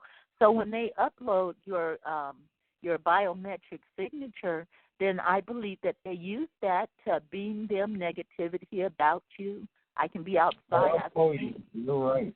You must be right. Yeah, they use that. They keep them motivated that way because, if you're fighting and you're constantly reporting the truth of the reality of what's happening, countering what they're trying to use to keep people motivated and influenced about a person, they definitely are. I've seen this happen so many times, even with my children. We're talking, and they'll look up in the sky for a moment as if in a trance, and I recognize that as them intuitively looking to the direction of where some type of subliminal information is coming from. I have seen it, and it's happened several times that they just stop. I'm talking, they'll look up into the sky. They're in a brief trance. I've seen that with the neighbor, the young guy up the street. I've seen it with just a lot of people. And I think it's intuitively that they're being beamed something. I've seen it at the gym, So, yeah, they want to keep them motivated and influenced to do what they do and that's also a $30 billion black budget. So, yeah, they are receiving pay for it, anything to keep them motivated. Yeah. they're giving me boil infections of all things. Lots of them, and I've recorded these like pictorially, and it's a horror show of stuff, and I'm somebody's using it to do a write about it, and it's just a horror show of stuff. And I get that inner ear thing, and I believe that's infrasound, and that they aim at your ear. It's some of the things I can actually feel. The eye cleaning is one that they use. A lot of victims end up with cataracts or detached, with severe eye problems. In fact, Ella and I were speaking about that. But, the moringa powder, for me, it helps to detox me. I never heard of it, but I'll try look that. into it. Yeah, try it, and, it detoxes me. I put a teaspoon, and it will first, because it will flush you, which is good, but it keeps me detoxed. So it detoxes my body, and that's one of the... it really is. Thanks for reminding me about it. I will maybe suggest that to people, because it is such an amazing herb from a tree, and I think it's from South America or someplace like that. I forget all the details, but I studied it. Right. So thing to think about. Okay, James. Okay. I have Thanks, more James. questions. Nice talking to you, and I will look at that one, and that is one of the most viewed ones. So, yeah, I will definitely, and I'll get back with you on that. It's nice talking with you, and thank you for all that you do. Okay, thank you. Yeah, he was such a gentleman to have on, too. He's not a TI, but he definitely knows about the history. He understands the programs that have been in place, the targeting. I mean, he was phenomenal. He was a real gem. And as you can tell, people like him. So. Sure. Okay, so Utah, you're next. How are you feeling? Do you want to go another 30 minutes, or is that okay with you? I'm fine. Okay, thank you. I'm so glad that you and I would talk previously. I'm just totally relaxed, and I'm happy about that, because both of us were like, okay, well, they may try to trip up our speech and all of that, make you jittery. So I think we're doing or well. I thought they might enjoying it. you, or I thought they might, you know how it is, because this is our third attempt. It worked. Sure. That's all. That's I think right. the spontaneity Third time's factor a charm. Because we said something like, well, we won't say for sure that you're coming. And in my announcement, I didn't mention your name. So that way, if they were going to orchestrate something a little difficult. Exactly. Yeah. Okay, Utah, here we go. Hi, Utah. It might be on mute, or let's see. Utah. Maybe they drifted off to sleep. Who knows? Okay, so the next one on my list is Florida. I come to Florida. If my board's going to work. Here we go. Okay. Hi, Florida. Yes, Florida's here. This is one of the best interviews you all have had, I really think. And I was particularly interested in Renee's comment on holograms and the projectile vomiting, because I'm a victim of that. Not so much the holograms now, but once a month they do try to do the vomiting. Sure. And hearing something like that just makes you know that you are right and you're not mentally ill, and we need to be reinforced continually because of what we go through. So I want to thank you for the interview. That's all. You're so welcome. And another thing that a young lady on Facebook said that, she was seeing shadows and stuff and moving around in her house. And so, I was like, they do that to me, but they will try to make it sound like somebody's walking around downstairs. And then, out of my peripheral vision, I'll see like something dart by, but I fully understand that it's the capability of this technology. So I ignore it, and it's good that many people laid the foundation for me for an understanding, and what we are doing is paying it forward to help everyone. I've been like this since 1986, and I didn't find out till about 4 years ago till I found Facebook. and never could tell anybody, and now I'm just telling everyone, and my friends are believing me. That's right. That's right. Well, good for you. You know, I mean, I stand on the truth is unbeatable, so you can tell them if they don't believe you. Ultimately, the truth is going to win without a doubt. Without a doubt. Depending on the personality, that's how I tell them. Some of them I tell them the nitty-gritty right up front, and others I give them the scientific information first. Good deal. Let them incubate on a while. Oh, absolutely. It works. Huh? Yeah, and then another week, start discussing it again, wait a week or two so that they're not inundated with all the information and it just seems so crazy out there. But just take their time and then give them their own web pages to look at and find out. And so they will accept it if you're gentle and kind with them. Sure. Absolutely. And you don't and you're well groomed and articulate.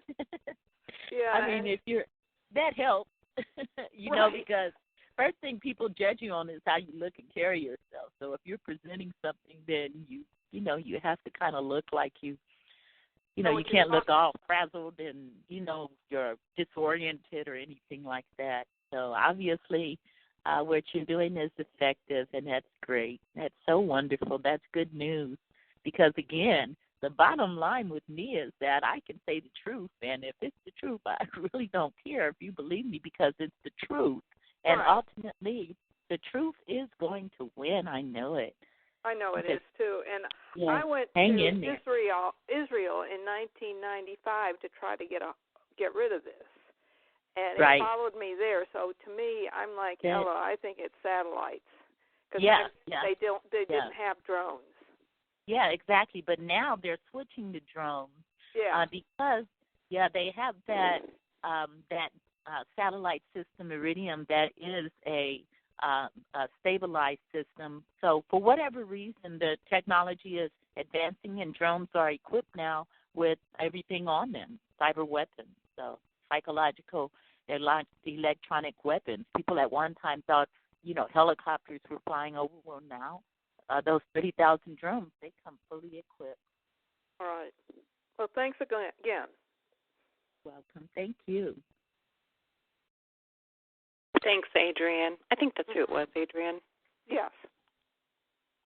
Thank you, Adrienne. You're welcome. Okay. Uh-oh, my board's acting a little peculiar. A lot of my favorite people are asking questions. Oh, really? Good. Gem. She's gems. And I love Roseanne. She's just...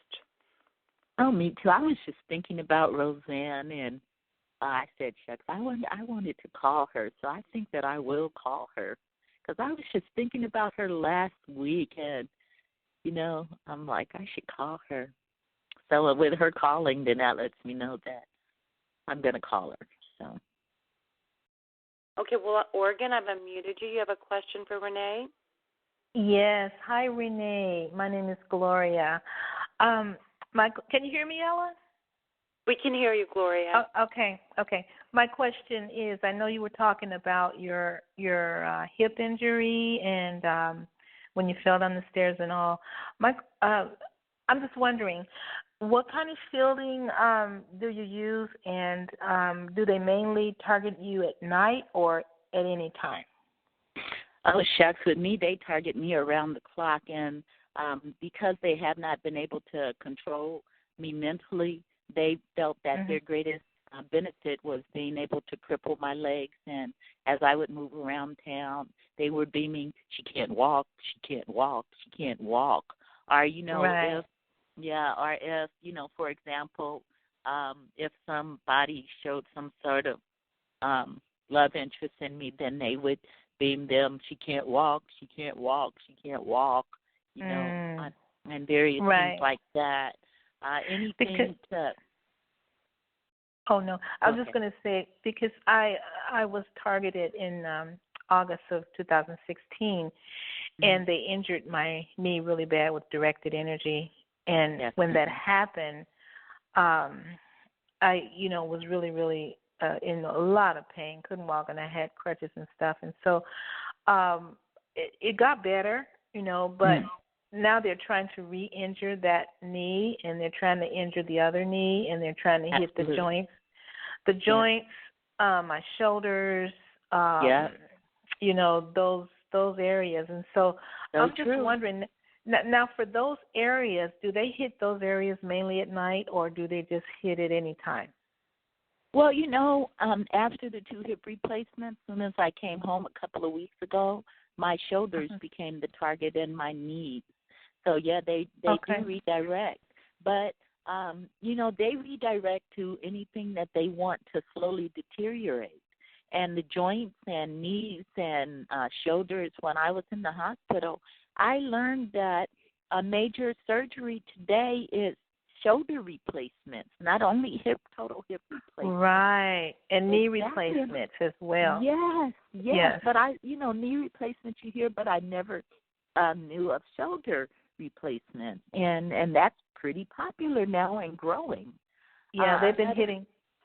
Yeah, I was just gonna say they've been hitting my shoulders a lot, and definitely. But it's mainly when I'm sleeping though. It's mainly when I'm laying still. So right. At night with me. What kind of what kind of, I mean, this does kind of work, and what I do is, you know, a lot of people, they say myelin, but with me, exposure, I mean, I'll say that it's coming from a specific location, and thank God that I'm accurate, because their nemesis is exposure. So when you say that, and the neighbors don't want to, you know, even though they're in agreement, but they don't want to publicize that, you know, they're in this. And if you're accurate, that makes all the difference in the world, because it's the truth. And especially when you reveal the reality, these are slow kill operations. Absolutely. This is not anything except a slow kill operation. This is what it is. And the thing is that I know exactly where it's coming from. I know pretty much every point where it's coming from. Right. But what do I do? You know what I mean? Right. I know where it's coming from. Sure. Make it. You have to find a way to expose it, because they don't want it known. That's the exactly. But you have to be careful. Say, for example, if you start passing out flyers, you know, to someone, be careful, because, you know, they'll use the community to say that you're crazy. They don't know what you're talking about. You're a danger to yourself or others, and that's how they tried to have me committed. And what happened was, when they took me to the VA hospital, they wanted to force medicate me, and I'm like, I'm not taking that. So in California, a court has to intervene. So they sent out my representative for the court, and I showed them the books and all of that and told them, and they let me go. You know, usually they'll try to keep you for 72 hours. But any way that you can find to expose what's happening, and because the last thing they want known is that the being is coming from a location around you, and you have to understand that part of the setup is that people are being sworn to secrecy under so-called national security, because the technology, that's how they can set you up. They'll deny. But, you know, the reason they're sworn to secrecy is because the technology that they're using is being used in military operations around the world today. So exactly. Yeah, so that's why they're able to swear people to secrecy under this whole elaborate, covert, secretive monstrosity. Yes, absolutely. Yes. Well, thank you so much for your answers. Thanks, Ella. Well, thanks, Gloria. Thank you. Okay, so let's get to the next person here. Northwest California, you look next on my board. Looks like you're next, I should say. Let's see if I can unmute him. Bit of a delay. Come on. There we go. Northwest California. Can you hear me? sometimes people,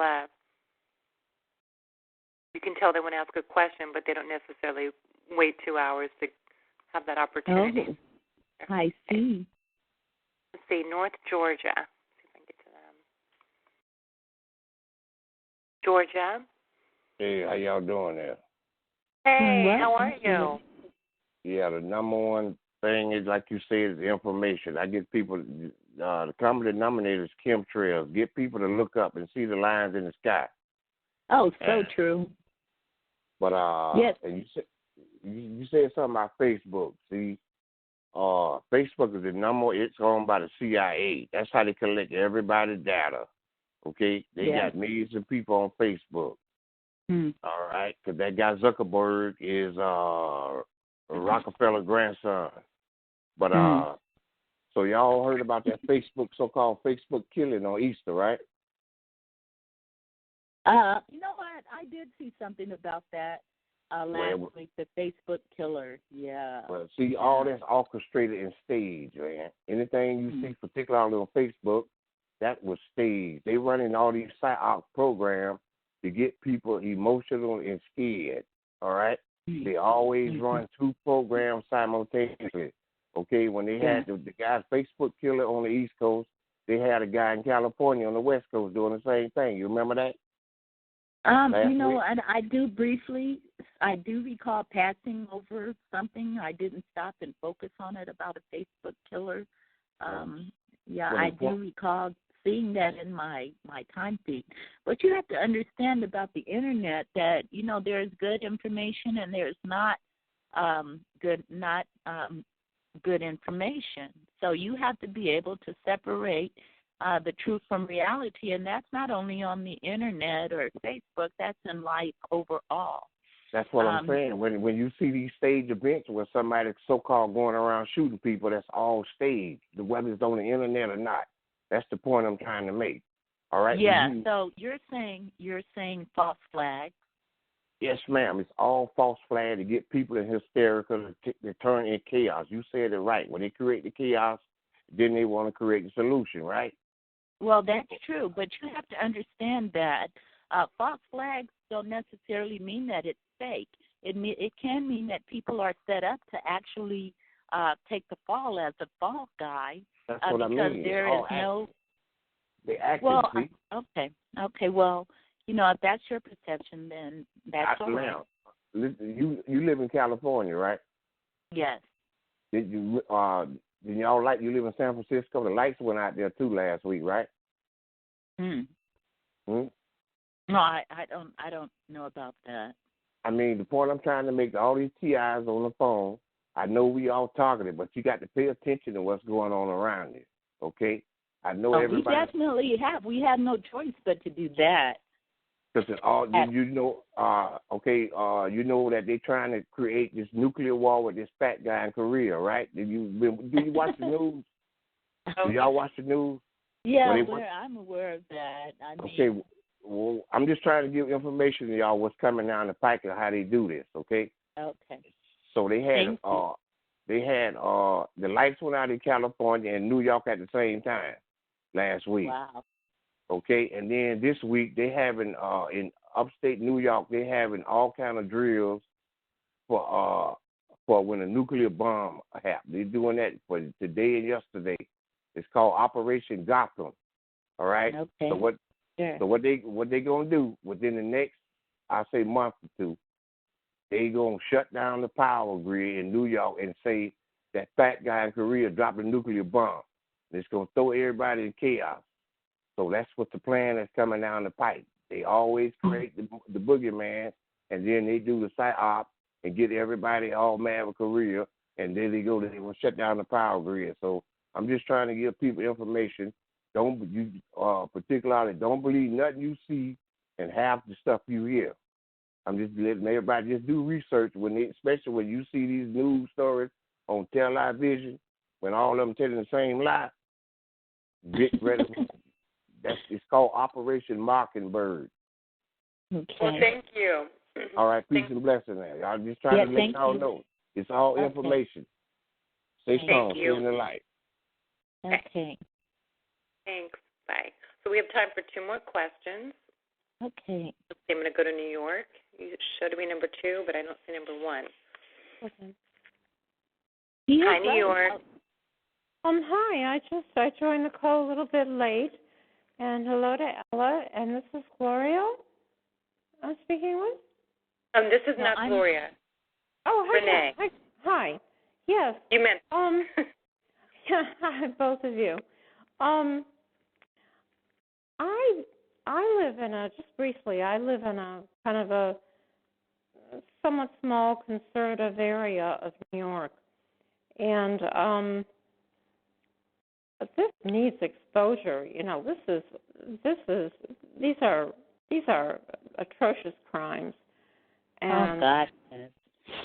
You know, yeah, it's like you know, being assaulted, you know. I mean, I'm hearing what you're saying, and I'm not going to go into a personal recount, I guess, of what has happened. But you know,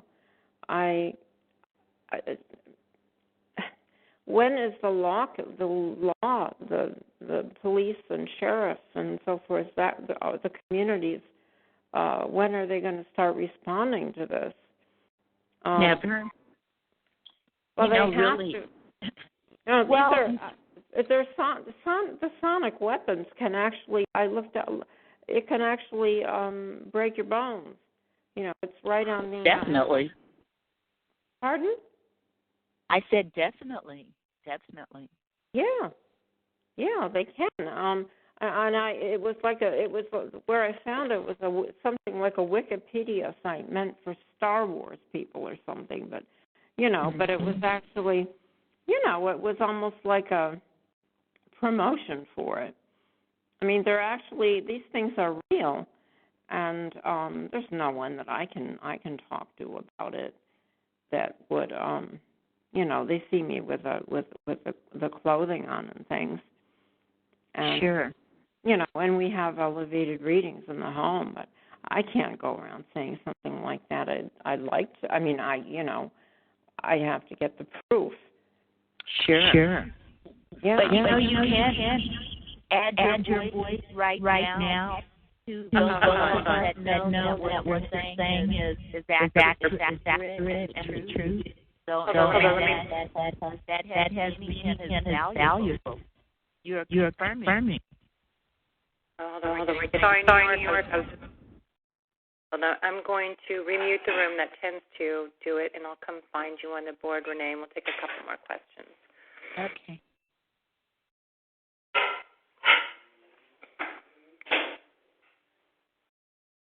Can't even get the room to mute. Uh-oh, my board froze.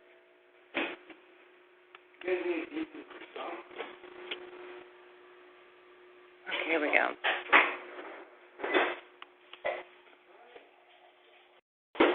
You know, that came on right before. Hello? Hi, can you hear me now? Yeah, I can.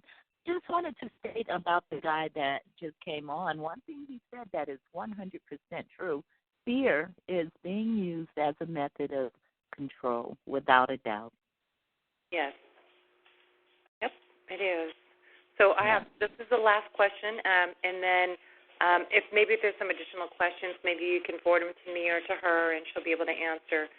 But this last question I'm going to say for Terry. He's here in Oregon. He's a new activist who's kind of come on the scene, and I'm going to go ahead and unmute him. Thanks. Hi, Terry. Hello. Hi. I've really enjoyed your call tonight. My question to you is that I do a lot of activism, like she just said, and I go out, and I kind of wanted your opinion on this. I have a great concern on how our TI community talks and acts certain subjects and stuff, and I wanted your opinion on what you think about that we should maybe have a controlled type chat or a guidelines for what we talk about and what we don't talk about while we're working to win the fight. Sure. Well, you know, as I mentioned Eleanor White earlier, and that was, if you look over some of her earlier work and her years of activism, she says the exact same thing, that there is a way that you can approach the public. Maybe it might help you if you look through that and you can find something beneficial.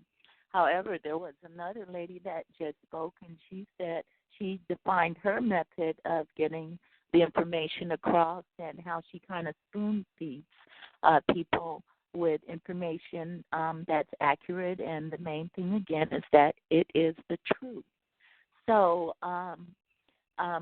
it's unique to who you're speaking with and the circumstances of how you're trying to get the information out. The last thing you want is for someone to twist what you're saying and start saying, oh, you're crazy and blah, blah, blah, because these type of situations are, when you start speaking out, they can be used against you depending on the tack that you have in your deliverance.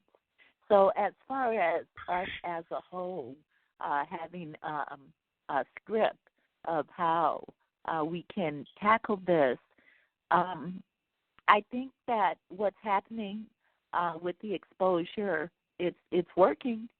A script would be helpful. Any method that is accomplishing what we're trying to accomplish, and it's working because people have different ways that they're tackling this. With me, I can do it because I have a lot for people to fall back on and show them. So I basically can talk to anybody about anything, and I'm grateful for that. But if you want to, like, mobilize in your area and as the center of your activism, first I would say is study some of Eleanor White's earlier dynamics on how to approach people. That may be helpful. The bottom line is finding what works, and you learn what works, but you have to be courageous enough to understand that on the first time not everyone's going to believe you, because you know the saying that information passes through several stages before it's finally accepted. And I don't know the quote. I can't say the quote identically or verbatim, but information does pass through several stages of denial, non-existence, it couldn't be, and then finally, ultimately, it's accepted as reality and as the truth. But there are those stages, and I kind of vaguely remember the name of the person who said that. So, I mean, if you find something in the process of what are you doing now that's working effectively for you, because you know, you are out there, you are getting the information out. What's working for you? Well, I'm kind of like you. I go talk to everybody. I actually go visit fire departments, firemen, police stations, ambulance drivers, ambulance places, contact mayors all the time and ask for interviews. I think my question was more directed to how do you think the TI community talks within itself? That's kind of what I meant. I think a lot of things that we talk to each other about in the community, and some of the things that are talked about on some of the talk shows and stuff, are actually hurting us and being used against us because they tend to go off on a broader pattern. So my question is to redefine it for you, is that the targeted individuals, how we talk to each other and relate each other, and the things that we talk about, you know, on the chat shows, and which a mayor might come up and, you know, listen to later, or somebody that we're going to present a presentation to, or a congressman decides to drop in because he's got a few letters to him, you know. That's my question. What do you think about what the target community actually thinks? Because in my opinion, I think that we should kind of get a guideline set for all of us as we get up and grow and start networking and working together on this, kind of have like the same verbiage, the same type of focus in what we're saying, and not go way out to left field so that it makes others look crazy. I could give you some examples, but I just don't really want to, right? Well, yeah, I understand what you're saying. You're saying that people are, they're explaining very real experiences that the uninformed public, they're going to say, no, that's not happening, and, you know, they must be crazy. Who cares? we have to stand on the truth and understanding that the truth is our weapon, and it's going to be denied. There's a whole program that is determined that we are portrayed that way, and it's assisted by the mental illness tag. So we have to be able to, speak our truths. And, I understand that some people, I have not witnessed this with this show, but I have seen like certain comments on Facebook that are really bizarre. And with me, if somebody said that somebody, some of the stuff is so bizarre I don't even want to repeat. How can we have to focus on what is true and what is accurately exposing this program. Anything that isn't can be outside tactics trying to assist in creating a perception about us. So we do have to be able, like, for example, I'll give you an example. One lady posted on Facebook, and it's kind of gross, but I want to give you an example, that they were tampering with her anus, and she knew that it was demonics and all of that. So I deleted that my information that I'm putting out, or if somebody says that the demons were encircling her and she knew it and that's what this is, then that's not my page. It's not the forum for the information that I'm putting out to the public based on open literature evidence and with mouth and a foundation for what I'm saying.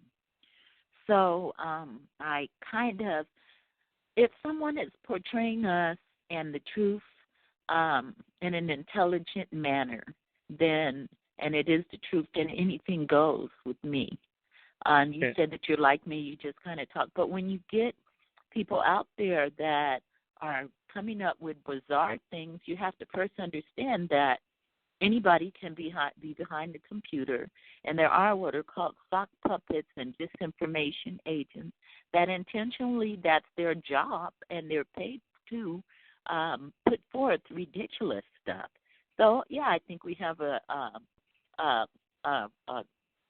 we should try to make corrections and keep the truth and the accuracy and the reality of what's happening at the forefront and deny anything that is against that or that has the possibility to make us play into the own perception that's promoted about targeted victims as the mental illness tag. Yeah, I agree with you. I think your opinion is kind of along with mine too. Good. And if the literature that you're referring about was some of the PDFs and stuff like how people should talk to non-TIs and stuff, Eleanor White sent me some really good information. I've been reading through all of it and very well written stuff. Good. That is some of the best writings that I've seen in the TI community. Sure. Well, I mean, if it works for you, then use it. Mobilize what you're doing to mobilize around you and use it. The whole idea is exposure, getting the truth out there by any means necessary and any method. But in the consciousness, in the awareness that there is also, as we're trying to force the truth, that there's an effort trying to deny it that's equally as powerful in its own way and its method. So to be aware of that and be conscious of that is key. There's one other quick question I'd like to ask you. I'm trying to get other TIs. I made a deal with a T-shirt vendor here that will service any of the TIs here in the U.S. and make T-shirts. I'm trying to get TIs to wear a T-shirt. Every time I leave my house, I have a T-shirt on that's directed towards my website, and on the bottom of it says, ask me for a flyer. And I've got great responses with that T-shirt. People coming up, talking to me, asking me questions, asking me for flyers. What do you think about the idea of other TIs getting out and wearing T-shirts and help show our numbers and filling out databases for us? One of the things authorities are always asking me is, what are your numbers? What data do you have to back up how many of you are out there? And a lot of our TIs are really worried about filling out databases for their information, but I tell them their information's already out there. What do you think about those two things? Yeah, I think it's outstanding. If you're wearing a T-shirt and you're drawing attention, then you are quite effective in what you're doing, and that's excellent. I have to applaud what you're doing. That's wonderful. I think that T-shirts can be a very effective way to get the word out. And at one time, I actually thought of that, but I wanted to be able to offer very inexpensive T-shirts for the public to be able to afford them. And when you're saying that when you talk to paramedics, firemen, you have to understand that a lot of them already know what's going on. In fact, when I fell down the stairs and the ambulance was here, I literally heard in between the paramedics trying to lift me, I heard a fireman say, well, this is why they're after that girl. She's a writer. So, that wasn't a surprise to me, because when they come in to my garage, I have some books that I had in my car stacked right at the doorway. So they were lingering around in my garage, and they came across 3 of the books. So, and then one day I was in Starbucks, and a paramedic came in, and he said, yeah, we're getting ready to get her. He was waiting on her. And I just ignored him because, really, I don't care. I mean, really, I just forget about it. You get so used to it to the point after you recognize it as being foolishness, then it's so ignorable. So, a lot of people, when they mobilize these efforts around you in the community effort, then the paramedics, the firemen, and, of course, the local police, they know, and you have to understand, and the sheriff, who's big in this arena, they all have counterterrorism divisions that were established post 9/11 under the guise of terrorism. And because there are not thousands of terrorists in the United States citizens have become the focus in a way that for control and labeling and blacklisting and activism and quieting and silencing. So, if you are going to people and they're asking you, well, what are your numbers or how many people, and they're receptive and they're listening and they're not trying to do anything to harm you in any way, like saying, well, this guy came. I mean, people have gone before, like their city council, and then the city councils have threatened to have them committed because and I'm reminded of someone in San Diego did that. He was trying to go before the city council and explain what's happening, trying to play his role in exposing what's happened. And then the city council started believing that he was a danger to self or others. So, I mean, obviously, I think that what you're doing with the T-shirts, and I'm glad that you're putting that out there, that is a method for drawing attention to the cause and then backing it up with flyers. That's outstanding. And what do you think about TIs filling out these databases so that we can show our numbers? Do you think TIs should, or should they? I personally, I think our information's already out there, so it doesn't matter. What do you, yeah, do you think? But yeah. Well, many people are reluctant because, somebody might be compiling information on who is a targeted individual, or maybe not. The information is already out there to the agencies that are targeting us. I don't know if it's necessary for anyone to do that, and I think the bottom line is that what real purpose does it serve? And that's what I think a lot of people are cautious about because, as you said, those people, thousands that are targeted, their information is and their history and everything about them is already out there, and that's what's being used for part of the personal targeting. So you have to wonder. Well, I was just going to say, one of my thoughts as I joined the fight here recently is that when for instance, an officer that I talked to the other day, he was very nice. He was looking over my flyer. He was telling me who I should contact to try to get a sit down with him and talk to him. And he said, well, you got to show your numbers somewhere. We need to know how. Like he was talking about here in Portland, but he's saying you got to be able to show us their numbers and what we have. So if we had a database, got people to fill that out, we could say, there's 200 in Los Angeles and there's 120 in Portland and there's 300 in New York, and that'd be hard as our numbers show up to the public. It's kind of like, if me and you going out and doing activism together, they see two people, but got to document it and everybody wears T-shirts. Sure. Well, I mean, I think if it's anonymous and, people don't have to get into a lot of their personal information, where they live and so forth, then perhaps. But, our lives are so violated in privacy that, we want to try to hold on to something. So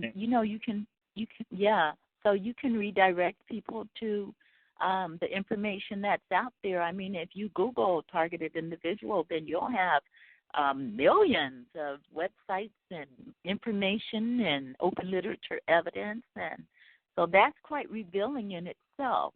But, if you want to have a database, how could you have a database without personal information of the name of the person for validity? Well, I would only use that. I tell the people that fill out my form that I will only use their information if they say it's okay. But mostly it's just to build a database so somebody can go to my website and they can see, oh, look at all the other TIs here. But none of their names are up there. All it shows on my database is what state, what city, what county, whether they're male or female, when their targeting started, and whether directed energy weapons were used on them or not. That's all my database shows. And that's just to show sheer numbers, and then that way we can point and see, we got so many in this city. All their personal information is hidden. There's only been 2 people that have said go ahead and use my information, and they give it a little small testimony, but I don't send that out. That's just for future thing that's put away in a separate database that isn't showed to nobody. And so the people that say I can use that, then I can throw that in a presentation at a later date and say, yeah, these people said I could use their information, so here's their personal testimonies what happened. Yeah. Well, first of all, you're new on the scene, so there's a element of trust, too, here. You're doing wonderful things, but again, our privacy is so violated that many people are cautious of what information that they freely give to someone, and it's understandable. All you got to do is do a Google search, and you'll come up with mounds of websites and confirmation, and without a database. So I understand when you're asked, they're saying, well, you're saying all this, and it's kind of a ridicule in a way, meaning you can't prove it. I've heard that so many times, So when they're saying that, okay, you're saying all this, they know or they believe, that's why they already know firemen, paramedics, and the community, the InfraGard that mobilizes businesses. So when you go to restaurants, they'll call in advance, and, certain restaurants are involved through InfraGard and so forth. So, again, it becomes an issue of people, the Jesse Ventura Brain Invader episode, in one segment, it shows a map of clusters of people across the United States that are targeted. And when you look at the map, it shows exactly what you're trying to do, hopefully without names and addresses or any type of personal information. So exactly. So, I don't know if you've seen that. It was December 12th. It is online. Yeah, I've watched it many times. It was the big map they had up with the red dots and stuff. I actually tried to find somebody to send, if I could send an email to ask them where they got the data from. Right. Well, Jesse Ventura, because of that show and his other actual truth that he was revealing, his show was actually iced for that and other reasons of episodes that were just, and if you're dealing with the truth, if it's labeled a conspiracy or not, if it's the truth will ultimately win. And I've said that a lot of times during the duration of this call because, and I'll have to say it again, it's our greatest weapon. So, I mean, I can't speak for other people. If you've contacted people and only a couple have been in agreement with that, perhaps you may get lucky and someone will send you the information of how that map was compiled and the foundation for that. But I think that as you progress in what you're doing, you'll learn, you'll grow. Other areas will, as you continue in your understanding, and as all of us do, each and every day you're learning and growing in an understanding. Each day it's something new and different. There's the repetitive stuff, but, experiences and how we're gaining the knowledge of what's happening around us. I think that, if that's something that you're interested in, that you'll find a way that will be compatible with the wishes of victims that want to hold on to what little privacy they have, and recognizing that there is a lot of substantiating information out there through blogs, websites, everything. You'll find a way, and I wish you luck on that.